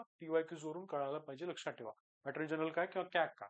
म्हणजे काय, पुन्हा एकदा जेव्हा तुम्ही कॉन्स्टिट्युशनल बॉडीज पण कराल तेव्हा त्यातल्या सगळ्या बॉडीज करण्याच्या ऐवजी काही महत्वाच्या बॉडीज तुम्हाला व्यवस्थित कराव्या लागतील. ठीक आहे, किंवा नॅशनल कमिशन फॉर वुमन असेल, बॅकवर्ड क्लासेस असेल, तर ठराविक. आता परत बघा इथं पण अटॉर्नी जनरल ऑफ इंडिया तुम्हाला परत विचारलेला आहे. याचा अर्थ नॉन कॉन्स्टिट्युशनल बॉडीज मधल्या पण स्पेसिफिक काही बॉडीज ज्या असतील त्या आपल्याला व्यवस्थित कराव्या लागतील. ओके, सिलेबस पॉईंट तसं दिलं जर असलं तरी सगळं करावं लागत नाही, हे लक्षात घ्या. परत एकदा बघा, आता कॅगचा प्रश्न परत आला, कॅगचे 2 प्रश्न आले आणि अटॉर्नी जनरल ऑफ इंडियाचे 2 प्रश्न आले. आता 8 मध्येच म्हणजे 4 प्रश्न तर तेच झाले. आणि नॅशनल कमिशन फॉर SCचा पण आला, नॅशनल कमिशन फॉर बॅकवर्ड क्लासेसचा पण आला. आणि सिमिलर लाईन वरती तो प्रश्न येतो. नॅशनल कमिशन फॉर वुमनचा पण तसा सिमिलर लाईन वरती प्रश्न येतो, किंवा फायनान्स कमिशन वरती सुद्धा प्रश्न आलाय. म्हणजे ठराविक परत परत गोष्टी विचारल्या जातात. फायनान्स कमिशन तर तुम्हाला फिस्कल फेडरलिझम मध्ये पण महत्वाचं आहे म्हणलं होतं. परत बघा कॅगचा परत एकदा प्रश्न आलेला इथं. ओके, दिसतंय का बघा, कॅग बद्दल त्यांनी तुम्हाला परत प्रश्न विचारला. तर याचा अर्थ सरळ सरळ असं होतो की कॉन्स्टिट्युशनल नॉन कॉन्स्टिट्युशनल बॉडीज मध्ये पण ठराविक बॉडीज आहेत त्याच्यावरती आयोगाने जास्त करून प्रश्न विचारलेत. सो सगळं परत एकदा सांगतो, करावं लागत नाही. ओके, त्याच्यानंतर काही वैधानिक आणि नियामक विधी अर्धन्यायिक मंडळ आहेत. आता याला आपण म्हणू quasi judicial bodies.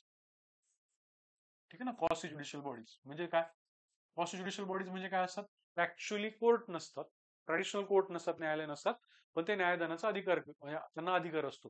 Quasi judicial bodies मध्ये ECI येतं का, इलेक्शन कमिशन ऑफ इंडिया येतं. ठीक आहे. अजून काय येतं? इलेक्शन कमिशन ऑफ इंडिया काय येतं? न्यायालय काही इलेक्शन कमिशन ऑफ इंडिया नाहीये. पण न्याय निवाडा करतं का? कुठल्या पॉलिटिकल पार्टीला कुठलं चिन्ह जाणार, त्यांच्यामध्ये वादविवाद झाला तर याचा निवाडा ईसीआयच करतो. फायनान्स कमिशन पण कॉन्स्टिट्युशनल बॉडी म्हणू शकता का? कारण का शेवटी रेव्हेन्यूचं डिस्ट्रीब्युशन फायनान्स कमिशन ठरवतं. तुम्ही लोक अदालतला पण कॉन्स्टिट्युशनल बॉडी म्हणू शकता का? येस, कारण का एक प्रकारे लोक अदालत सुद्धा ऍक्च्युअल न्यायालय नाहीये, पण न्याय निवाडा करतं. मग अशा प्रकारच्या बॉडीज बद्दल तुम्हाला याच्यामध्ये प्रश्न येणं अपेक्षित आहे. ओके. आता ह्या प्रत्येक बॉडीमध्ये मी जात नाही, पण अशा प्रकारच्या बॉडीज त्यांनी तुम्हाला इथं विचारलेल्या आहेत. ओके. त्याच्यानंतर बघा, government policies intervention for development in various sectors and issues arising out of their design and implementation. म्हणजेच काय, वेगवेगळ्या पॉलिसीज बद्दल ते तुम्हाला इथं प्रश्न विचारू शकतात असं म्हणलेलं आहे. आता लक्षात घ्या, हा जो आहे ना की हा खूप व्हेग टॉपिक आहे. आता व्हेग टॉपिक आहे तर काही विचारतील असं नाहीये. आता गव्हर्नमेंट पॉलिसीज असं म्हणलेलं आहे, तर फॉर एक्झाम्पल हा टॉपिक असेल, किंवा आपल्याकडे अजून एक टॉपिक आहे याच ह्याच्यामध्ये, तो आहे welfare schemes. Welfare schemes. Okay. तर फॉर एक्झाम्पल गव्हर्नमेंट पॉलिसीमध्ये आपण जर विचार केला तर लाडकी बहीण योजना. ठीक आहे. तर लाडकी बहीण योजनेबद्दल प्रश्न विचारला जाऊ शकतो का? वेलफेअर स्कीम या टॉपिक मध्ये पण विचारला जाऊ शकतो, आणि गव्हर्नमेंट पॉलिसीज आणि इंटरव्हेन्शन मध्ये सुद्धा विचारला जाऊ शकतो. लक्षात ठेवा, म्हणजे काही सांगता येत नाही कुठला प्रश्न विचारतील. किंवा एज्युकेशनचा पण टॉपिक आहे याच्यामध्येच, त्याच्यामध्ये काय करतील मग ते नॅशनल एज्युकेशन पॉलिसी. ठीक आहे ना. नवीन जे काही आपल्याकडे आता एज्युकेशन पॉलिसी आली 2020ची, तर त्याचं प्रॉज अँड कॉन्स, किंवा आपण म्हणजे त्याचं चांगलं पॉझिटिव्ह आणि निगेटिव्ह पॉइंट्स दोन्ही विचारले जाऊ शकतात. सो बी रेडी की हे असे जे पॉइंट्स आहेत ना आता गव्हर्नमेंट पॉलिसी इंटरव्हेन्शन, हे खूप वेग आहे. याच्यामध्ये बऱ्याच वेळेला करंटच्या अनुषंगाने त्या त्यावेळेस एखादा प्रश्न आयोगाने विचारलेला असतो. अशा प्रकारचे पॉईंट जे आहेत ते तुम्हाला खूप डिटेलमध्ये नाही जाऊन करावे लागणार. काही करंट मधले महत्वाचे मुद्दे येतील ते आपल्याला डिस्कस करायचे असतात, तेवढे जरी डिस्कस केले तरी तुम्ही ते करू शकता. लक्षात ठेवा. किंवा काय म्हणतात त्याला, ठराविक काही ट्रॅडिशनल क्वेश्चन्स येतात जे इकॉनॉमिक्सच्या बेसिक नॉलेज वरती पण तुम्ही सोडवू शकता. त्याच्यामुळे याच्यामध्ये तुम्हाला खूप काही करावं लागणार नाहीये. याच्यामधले जे क्वेश्चन्स असतील ते वेगवेगळ्या प्रकारचे असतात. फॉर एक्झाम्पल त्यांनी मिड डे मील बद्दल विचारलंय, तसंच मग आरटी बद्दल विचारू शकतात. वेगवेगळे क्वेश्चन्स हे तुम्हाला याच्यामध्ये विचारू शकतात. ओके. त्यानंतर बघा, इथं त्यांनी काय विचारलंय बघा. हा, इलेक्ट्रॉनिक कॅश ट्रान्सफर बद्दल विचारलंय. म्हणजेच काय, आपण म्हणूया डीबीटी किंवा डायरेक्ट बेनिफिट ट्रान्सफर किंवा इलेक्ट्रॉनिक कॅश ट्रान्सफर. ठीक आहे, याच्याबद्दल प्रश्न विचारला. आता ही गव्हर्नमेंटची पॉलिसी इन जनरल की आता डीबीटी केलं जातं, तर हे डीबीटीच्याच काय म्हणूया आपण एक प्रकारे चांगल्या वाईटाबद्दल त्यांनी तुम्हाला प्रश्न विचारला दिसून येतो. तर अशा प्रकारचे जनरलाइज क्वेश्चन्स या पर्टिक्युलर टॉपिक मध्ये विचारणं अपेक्षित आहे. सो तुम्ही सिलेबस डिकोड करताना हे बघितलं पाहिजे की त्या पर्टिक्युलर सिलेबसला काय नेमकं, सिलेबस पॉइंटला प्रश्नांमधून काय नेमकं अपेक्षित आहे. ठीक आहे. त्याच्यानंतर बघा, पुढचा जो पॉइंट आहे तो म्हणजे काय, हा एक खूप महत्वाचा पॉइंट आहे. Development process, development industry, the role of NGO and SHG. आता याच्यामध्ये बघा, खास करून त्यांनी अशासकीय संघटना आणि स्वयं सहायता गट म्हणजे बचत गट वगैरे बोललेला आहे. तर पुन्हा एकदा म्हणजे कंपल्सरी लक्षात ठेवा, सेल्फ हेल्प ग्रुप बद्दल प्रश्न येतो येतो येतो आणि खूप वेळा आलेला आहे सेल्फ हेल्प ग्रुप बद्दल. त्याच्या अनुषंगाने ते काय करतात, मग तुम्हाला मायक्रो फायनान्स बद्दल, सूक्ष्म वित्ताबद्दल प्रश्न विचारतात. म्हणजेच बचत गटांबद्दल ते तुम्हाला हमखास प्रश्न विचारतात. आणि काय, एनजीओच्या रोल बद्दल सुद्धा डेव्हलपमेंट मधल्या प्रश्न विचारतात. आपल्याला एक्झाम्पल्स करावे लागतील, काही एनजीओचे माहिती असावे लागतील, काही एनजीओचे, किंवा सेल्फ हेल्प ग्रुप नेमकं कसे काम करतात. आता ह्या सेल्फ हेल्प ग्रुप बद्दल सुद्धा ना खूप चांगल्या गोष्टी सेकंड ARCच्या रिपोर्टमध्ये दिलेल्या आहेत. तेवढ्या आपल्यासाठी सफिशियंट असतील, ज्या की आपण आपल्या नोट्समध्ये इन्क्लूड करू. ठीक आहे ना. तर हे जे आहे टॉपिक हा खूप स्पेसिफिक आहे सेल्फ हेल्प ग्रुपचा, एनजीओचा आणि मायक्रो फायनान्सचा. तुम्ही जर बघितलं तर ह्याच्यामध्ये हेच प्रश्न परत परत आता सगळे प्रश्न आपण जरी हे करू शकत नसलो तरी तुम्हाला हे जर प्रश्न बघितलात तुम्ही, तर तुमच्या असं लक्षात येईल की ह्याच गोष्टी त्यांनी परत परत याच्यामध्ये विचारलेल्या दिसून येतात. ठीक आहे ना. ओके. म्हणजे नॉन गव्हर्नमेंटल ऑर्गनायझेशनचं कॉन्ट्रीब्युशन, सेल्फ हेल्प ग्रुपचं कॉन्ट्रीब्युशन, ठीक आहे, हे त्यांनी विचारलेलं आहे. किंवा आपण म्हणूया एनजीओ बद्दल त्यांनी वेगवेगळे अँगल्स विचारलेले दिसून येतात. आता बघा इथे सेल्फ हेल्प ग्रुप्स, ठीक आहे, 2014-2013 म्हणजे जे सुरुवातीची ही काय म्हणूया आपण परीक्षा होती, त्याच्यामुळे त्यांनी बरोबर काय तुम्हाला सेल्फ हेल्प ग्रुप बद्दल प्रश्न विचारायला दिसून येतो. आता हे वरती पण असे सेल्फ हेल्प ग्रुपचे इतर पण प्रश्न आहेत, तेच रिपीटेडली परत परत विचारले जातात. आता परत एकदा welfare schemes for vulnerable sections of population म्हणले. हा सुद्धा टॉपिक असं खूप ब्रॉड आहे, पण याचा अर्थ असा नाही की तुम्ही सगळ्याच्या सगळ्या स्कीम करत बसा. कशासाठीच्या, दिव्यांगांसाठीच्या, महिलांसाठीच्या, वयोवृद्धांसाठीच्या सगळ्या स्कीम करणं हे तुम्ही इथं अपेक्षित नसतं. कशासाठी, GS2 साठी. GS2 साठी तुम्ही काय करायला पाहिजे, वेलफेअर स्कीम्स अनालिटिकल गोष्टी करायला पाहिजे. फॉर एक्झाम्पल मगाशी म्हणलं तसं लाडकी बहीण योजना याचं अनालिसिस तुम्ही करायला पाहिजे. ठीक आहे. किंवा फार तर फार काय आपण म्हणूया जनधन, किंवा काय आपण म्हणूया मनरेगा. ठीक आहे ना, अशा ज्या स्कीम्स आहेत स्पेसिफिक, तर त्याचं तुम्ही काय केलं समजा अनालिसिस केलं. ठीक आहे. तर ते चालतं. तुम्ही जर सगळं करायला लागला, एकदम इन डिटेल करायला लागला, की मी आता काय करणार, सगळ्या स्कीम वगैरे करणार, तुम्हाला HRHID सारखा अभ्यास करायला लागेल किंवा सगळ्याचं सगळं करंट करायला लागेल.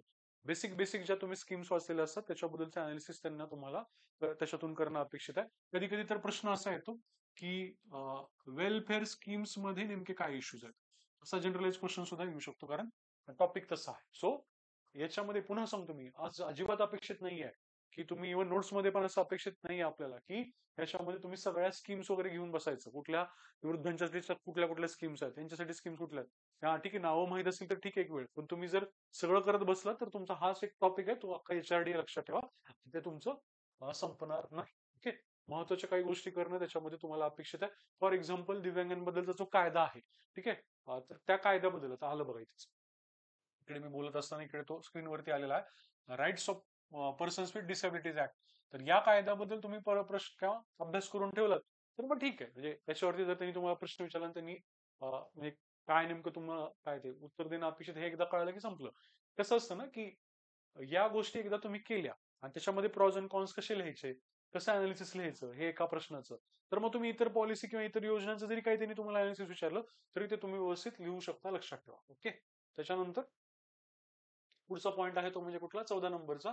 त्याच्यामध्ये त्यांनी आता तुम्हाला आरोग्य, शिक्षण, मानव संसाधन सगळंच दिलेलं आहे. म्हणजे पुन्हा एकदा की हा 14च्या 14 टॉपिक म्हणजे पुन्हा एकदा HRDचा ह्युमन रिसोर्स वाला एक पार्ट होतो. इथं सुद्धा पुन्हा एकदा तुम्ही काय लक्षात घेतलं पाहिजे, जेव्हा तुम्ही शिक्षण म्हणताय ना, शिक्षण मध्ये तुम्ही RT आणि EP हे महत्वाचे पॉईंट करणं गरजेचं आहे. ओके, हे महत्वाचे पॉईंट करणं गरजेचं आहे. आरोग्यामध्ये तुम्ही काय करणं गरजेचं आहे, नॅशनल हेल्थ पॉलिसी जी आहे, ठीक आहे, 17ची, त्याचे अनालिसिस वगैरे करणं गरजेचं आहे. किंवा स्पेसिफिक काही इंडिकेटर्स असतील आपल्या हेल्थ सेक्टर मधले, तर ते महत्वाचे इंडिकेटर्स करणं गरजेचं आहे. जर तुम्ही अख्खं एज्युकेशन आणि अख्खं हेल्थ जर तुम्ही या GS2 साठी करायला लागला, त्यासाठी तुम्हाला वेगळं काय करायला लागेल, एक वेगळाच पेपर करावा लागेल, लक्षात ठेवा. त्याच्यातले जर तुम्ही प्रश्न बघितलात ना, तर प्रश्न कसा असतो की फॉर एक्झाम्पल आपलं प्रायमरी हेल्थ केअर आहे, ठीक आहे ना, प्रायमरी हेल्थ केअर आहे. तर या प्रायमरी हेल्थ केअरचे इश्यूज काय आहेत बाबा, काय डॉक्टरची संख्या कमी आहे, मग रेशो किती आहे डॉक्टरचा वगैरे, आपण त्याच्यामध्ये फॅक्ट्स वगैरे ऍड करत जाऊ शकतो. तर या गोष्टी महत्वाच्या आहेत, लक्षात ठेवा. तुम्हाला याच्यामध्ये हेल्थच्या सगळ्या योजना, एज्युकेशनच्या सगळ्या योजना, ह्युमन रिसोर्स डेव्हलपमेंटच्या सगळ्या योजना वगैरे असं करणं अपेक्षित नाही. ठीक आहे, नावं माहित असतील तरी खूप झालं, लक्षात ठेवा. त्याच्यानंतर हा, परत एकदा बघा, आता हे दारिद्र्य आणि उपासमार यांच्याशी संबंधित प्रश्न. आता तुम्ही म्हणाल की हे तर हंगर आणि पॉवर्टी हे तर इकॉनॉमिक्सचा भाग आहे. येस, इकॉनॉमिक्सचाच भाग आहे हा. हा इकॉनॉमिक्सचा भाग आहे, GS3 मधला पार्ट आहे. ठीक आहे, आणि तो खर तर आपण म्हणतो प्रिलिम्सलाच करतो. आता याच्यामध्ये सुद्धा हा GS2 चा भाग आहे, त्याच्यामुळे सांगतो की असं नाहीये की तुम्ही दारिद्र्य आणि उपासमार याच्यामध्ये कशाच्या अनुषंगाने करा, इकॉनॉमिक्सच्या अनुषंगाने करा. इतकं डिटेलमध्ये तुम्हाला काय त्या पद्धतीने करायचं नाहीये. तुम्हाला बेसिकली काय तर पॉवर्टी बद्दलच्या ज्या आपल्याकडचे काय आपण म्हणूया समित्या आहेत,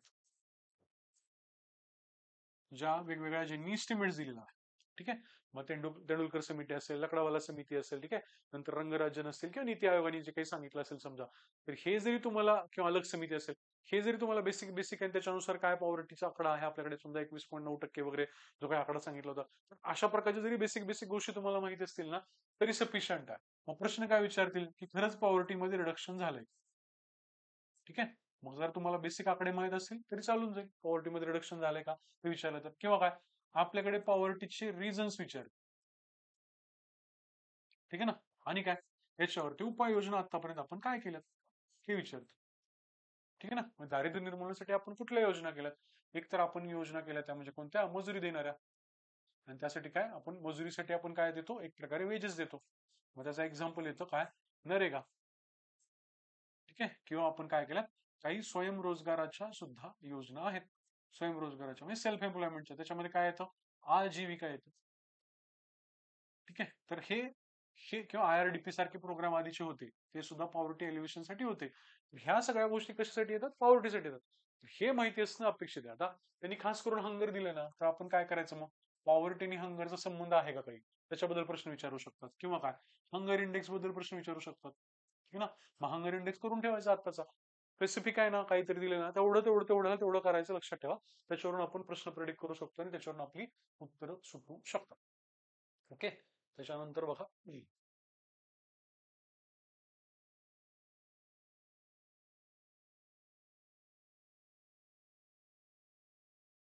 ठीक आहे.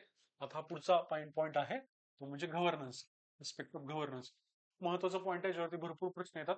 त्यांनी काय केलं बघा, याच्यामध्ये ई प्रशासन म्हणजेच ई गव्हर्नन्स दिले. मग आता ई गव्हर्नन्स बद्दल काय होऊ शकतं, ई गव्हर्नन्सचे वेगवेगळे महाराष्ट्रामधले प्रोजेक्ट असतील, भारतामधले असतील, सक्सेसफुल असतील, ई गव्हर्नन्स मधली स्मार्ट स्ट्रॅटेजी असेल, ई गव्हर्नन्सची आपली पॉलिसी असेल, किंवा काय म्हणूया आपण ई गव्हर्नन्सचे आतापर्यंतचे फायदे असतील, तर त्याच्यामध्ये आपण काय रिफॉर्म्स केले पाहिजेत, ह्या वेगवेगळ्या अनुषंगाने आपल्याला ई गव्हर्नन्स वरती प्रश्न विचारले जातात. किंवा काय, नागरिकांची सनद म्हणली म्हणजे सिटीजन चार्टर, हा सुद्धा स्पेसिफिक पॉईंट आहे. त्या स्पेसिफिक पॉईंट वरती आयोग खूप वेळा प्रश्न विचारते की what do understand by the citizen charter, what is the concept of citizen charter, किंवा काय, what are the reforms required in citizen charter. ठराविक काही गोष्टी ठरलेल्या सिटीजन चार्टर बद्दलच्या, त्या तुम्ही इथं करणं अपेक्षित आहे, लक्षात घ्या. ओके. हे जरी म्हणजे काही स्पेसिफिक पॉईंट जरी याच्यामधले केले ना, तरी तुम्हाला भरपूर प्रश्नांची उत्तर याच्यामधले सोडवता येईल. आता इथं त्यांनी पारदर्शकता आणि उत्तरदायित्व दिले, ठीक आहे ना. आणि त्याच्यामध्ये संस्थात्मक आणि इतर आपण म्हणतो उपाययोजना असं म्हटलंय. आता बघा, पारदर्शकता म्हणजे ट्रान्सपरन्सी ना, ठीक आहे ना. मग आता ट्रान्सपरन्सीसाठी आपण काय तयारी केली पाहिजे, आरटीआय, ठीक ना, आरटीआय कायदा, ठीक आहे. किंवा आपण म्हणूया आपलं इन्फॉर्मेशन कमिशन असेल, त्याच्याबद्दलची तयारी करायला लागेल की आरटीआय मध्ये काही सुधारणा करण्याची गरज आहे का, 2019 ची काही आपली आता अमेंडमेंट आहेत आरटीआय मधली, त्याच्यामुळे काही अडचणी निर्माण झाल्यात का, किंवा काय म्हणूया आपण इन्फॉर्मेशन कमिशन जे आहे किंवा चीफ इन्फॉर्मेशन कमिशनर जे आहेत, तर त्यांची पॉवर कमी झाल्यात का, त्या वाढवल्या पाहिजेत का. तर बेसिक बेसिक अंडरस्टँडिंग जरी आपल्याला असेल आरटीआय बद्दलचं, तरी आपण काय पारदर्शकता सारखा मुद्दा कव्हर करू शकतो. याचा अर्थ प्रत्येक सिलेबस पॉईंट मध्ये काही स्पेसिफिक कीवर्ड दिले त्यांनी तुम्हाला, ते तुम्हाला कळून जातील. बघा आता इथं ई गव्हर्नन्स प्रोजेक्ट बद्दल प्रश्न विचारलाय, सिटीजन चार्टर बद्दल त्यांनी तुम्हाला प्रश्न विचारलाय, परत एकदा ई गव्हर्नन्स, म्हणजे डिजिटल लिटरसी म्हणजेच काय, परत एकदा काय, इन्फॉर्मेशन टेक्नॉलॉजी किंवा कम्युनिकेशन टेक्नॉलॉजी म्हणजेच ई गव्हर्नन्स. ई गव्हर्नन्स वरतीच किती प्रश्न विचारलेत बघ. त्याच्यानंतर काय, fourth industrial revolution, digital revolution म्हणजेच काय, परत एकदा ई गव्हर्नन्स, ठीक आहे. त्यानंतर आरटीआय ऍक्ट, ट्रान्सपरन्सी वरून रिसेंट अमेंडमेंट्स, म्हणजे मी जे मगाशी तुम्हाला सांगितलं की एकदा डिकोडिंग आपल्याला कळाली, परत एकदा इन्फॉर्मेशन कम्युनिकेशन टेक्नॉलॉजी म्हणजे ई गव्हर्नन्स, ठीक आहे. ठराविक गोष्टी परत परत परत ई गव्हर्नन्स, परत सिटीजन चार्टर, ठराविक गोष्टी परत परत त्यांनी याच्यामध्ये तुम्हाला विचारलेल्या दिसतील. ओके. ओके. बघा, हे परत एकदा सिटीजन चार्टर, म्हणजे आपल्याला कळू शकतं की याच्यामध्ये काय प्रश्न विचारला जाऊ शकतो. त्याच्यानंतर पुढचा टॉपिक आहे, तो म्हणजे role of civil services in democracy, म्हणजे नागरी सेवकांची लोकशाही मधली भूमिका काय असते. आता बघा, हे तर खूप काय म्हणूया आपण ठराविक आणि सोपा पॉईंट आहे सरळ सरळ, किंवा रोल ऑफ सिव्हिल सर्व्हिसेस म्हणजे डेमोक्रेसी मध्ये त्यांचा रोल काय, ठीक आहे ना. मग आता या टॉपिक मध्ये काय अपेक्षित आहे आपल्याला, की त्यांचा रोल नेमका काय आहे. ओके. त्यांची भूमिका काय आहे, नेमकं ते काम काय करतात. दुसरं काय विचारतील ते आपल्याला, त्यांचे इश्यूज काय आहेत या सिव्हिल सर्व्हिसचे. फॉर एक्झाम्पल करप्शन हा खूप मोठा इश्यू आहे, ठीक आहे, हा खूप मोठा इश्यू आहे. त्याच्यानंतर काय, या इश्यू मध्येच अजून एक कन्सेप्ट ते तुम्हाला विचारू शकतात, ते म्हणजे काय, तर ब्युरोक्रॅटिक ऍटिट्यूड, ठीक आहे ना, ब्युरोक्रॅटिक ऍटिट्यूड. ओके. म्हणजे काय, डेमोक्रेटिक ऍटिट्यूड पाहिजे पण ब्युरोक्रेटिक ऍटिट्यूड आहे, म्हणजे काय, सगळ्यांशी समानतेने वागावं, लोकांशी काय चांगल्या प्रकारे वागावं. या ऐवजी काय होतंय, आपली ब्युरोक्रेसी काय करते, एक प्रकारे स्वतःला खूप वरचढ समजते आणि ब्युरोक्रेसी सारखी वागते, किंवा नागरिकांपेक्षा स्वतःला असमान समजते. त्याच्या अनुषंगाने सुद्धा त्यांनी तुम्हाला प्रश्न विचारायला दिसून येतो. म्हणजे ब्युरोक्रॅटिक गव्हर्नन्सच्या ऐवजी आपल्याला डेमोक्रेटिक गव्हर्नन्स हवाय, त्याच्यावरती आयोगाने तुम्हाला प्रश्न विचारलेले दिसून येतील. आणि काय, सगळ्यात महत्वाची गोष्ट म्हणजे रिफॉर्म्स. या सिव्हिल सर्व्हिसेस मध्ये काय काय बेसिक बेसिक रिफॉर्म्स असले पाहिजेत, केले पाहिजेत, हे पण ते तुम्हाला प्रश्न विचारू शकतात. आणि सोपं आहे मग हे, एकदा की बाबा सिव्हिल सर्व्हिसेस बद्दल हे ठराविक 3-4 तुम्हाला हेडिंग कळाल्या की त्याच अनुषंगाने ते काय करतील, तुम्हाला प्रश्न विचारणार आहेत. ओके. मग बघा आता इथं त्यांनी काय केलंय, आले बघा इथे, हा, डॉक्टर डेमोक्रेटिक गव्हर्नन्स म्हणजे काय, लोकशाही पद्धतीने लोकांशी वागलं पाहिजे, त्याऐवजी वेगळ्या पद्धतीने आपले सिव्हिल सर्वंट वागतात. ड्रास्टिक रिफॉर्म्स, रिफॉर्मची गरज आहे आपल्या सिव्हिल सर्व्हिसमध्ये, विचारले का? ठराविक गोष्टी विचारल्यात, म्हणजे जे मी तुम्हाला वरती काढून देतोय त्याच गोष्टी तुम्हाला परत विचारायला दिसतील इथं. ब्युरोक्रॅटिक स्ट्रक्चर म्हणजे ब्युरोक्रॅटिक स्ट्रक्चरचा प्रॉब्लेम आहे, ठीक आहे ना. त्यानंतर काय, पुन्हा एकदा बघा, cadre based civil service organisation has been the cause of slow change in India. म्हणजेच काय, एक प्रकारे हे जे काही आहे, काय ते सिव्हिल सर्व्हिस ऑर्गनायझेशन जे आहेत खूप हायरार्कियल आहेत, केडर बेस्ड आहेत किंवा स्टेट वाईज डिव्हायडेड आहेत. त्याच्यामुळे काय होतं, फार मोठा प्रॉब्लेम होतो असं त्यांनी म्हणलं, किंवा स्लो होतं असं म्हणलेलं आहे. त्याच्याबद्दल त्यांनी तुम्हाला इथं प्रश्न विचारायला दिसून येतो. म्हणजे ठराविक काय अँगल आहेत त्या टॉपिकचे ते तुम्हाला विचारायला दिसतील. आता महत्वाचं आहे ते म्हणजे IR. आता याच्यामध्ये त्यांनी तुम्हाला India and it's neighbourhood relations असं म्हणलेलं आहे. नेबरहुड रिलेशन्स म्हणजे लक्षात ठेवा, याचा अर्थ त्यांनी भारताने शेजारचे राष्ट्र याला जास्त महत्व दिले. म्हणजे भारताच्या इतर देशांबरोबरच्या संबंधांच्या ऐवजी त्यांनी भारताच्या आजूबाजूच्या देशांवरती खूप भर दिला. मग त्यांनी तुम्हाला काय केलं बघा, मालदीव्स बद्दल प्रश्न विचारला, त्यांनी तुम्हाला सेंट्रल एशियन रिपब्लिक्स बद्दल प्रश्न विचारला, ठीक आहे. त्याच्यानंतर काय, हे तुम्हाला देश डिकोड करता येतात का बघा याच्यामध्ये. त्यांनी तुम्हाला काय केलं बघा, श्रीलंकेबद्दल प्रश्न विचारलेला आहे.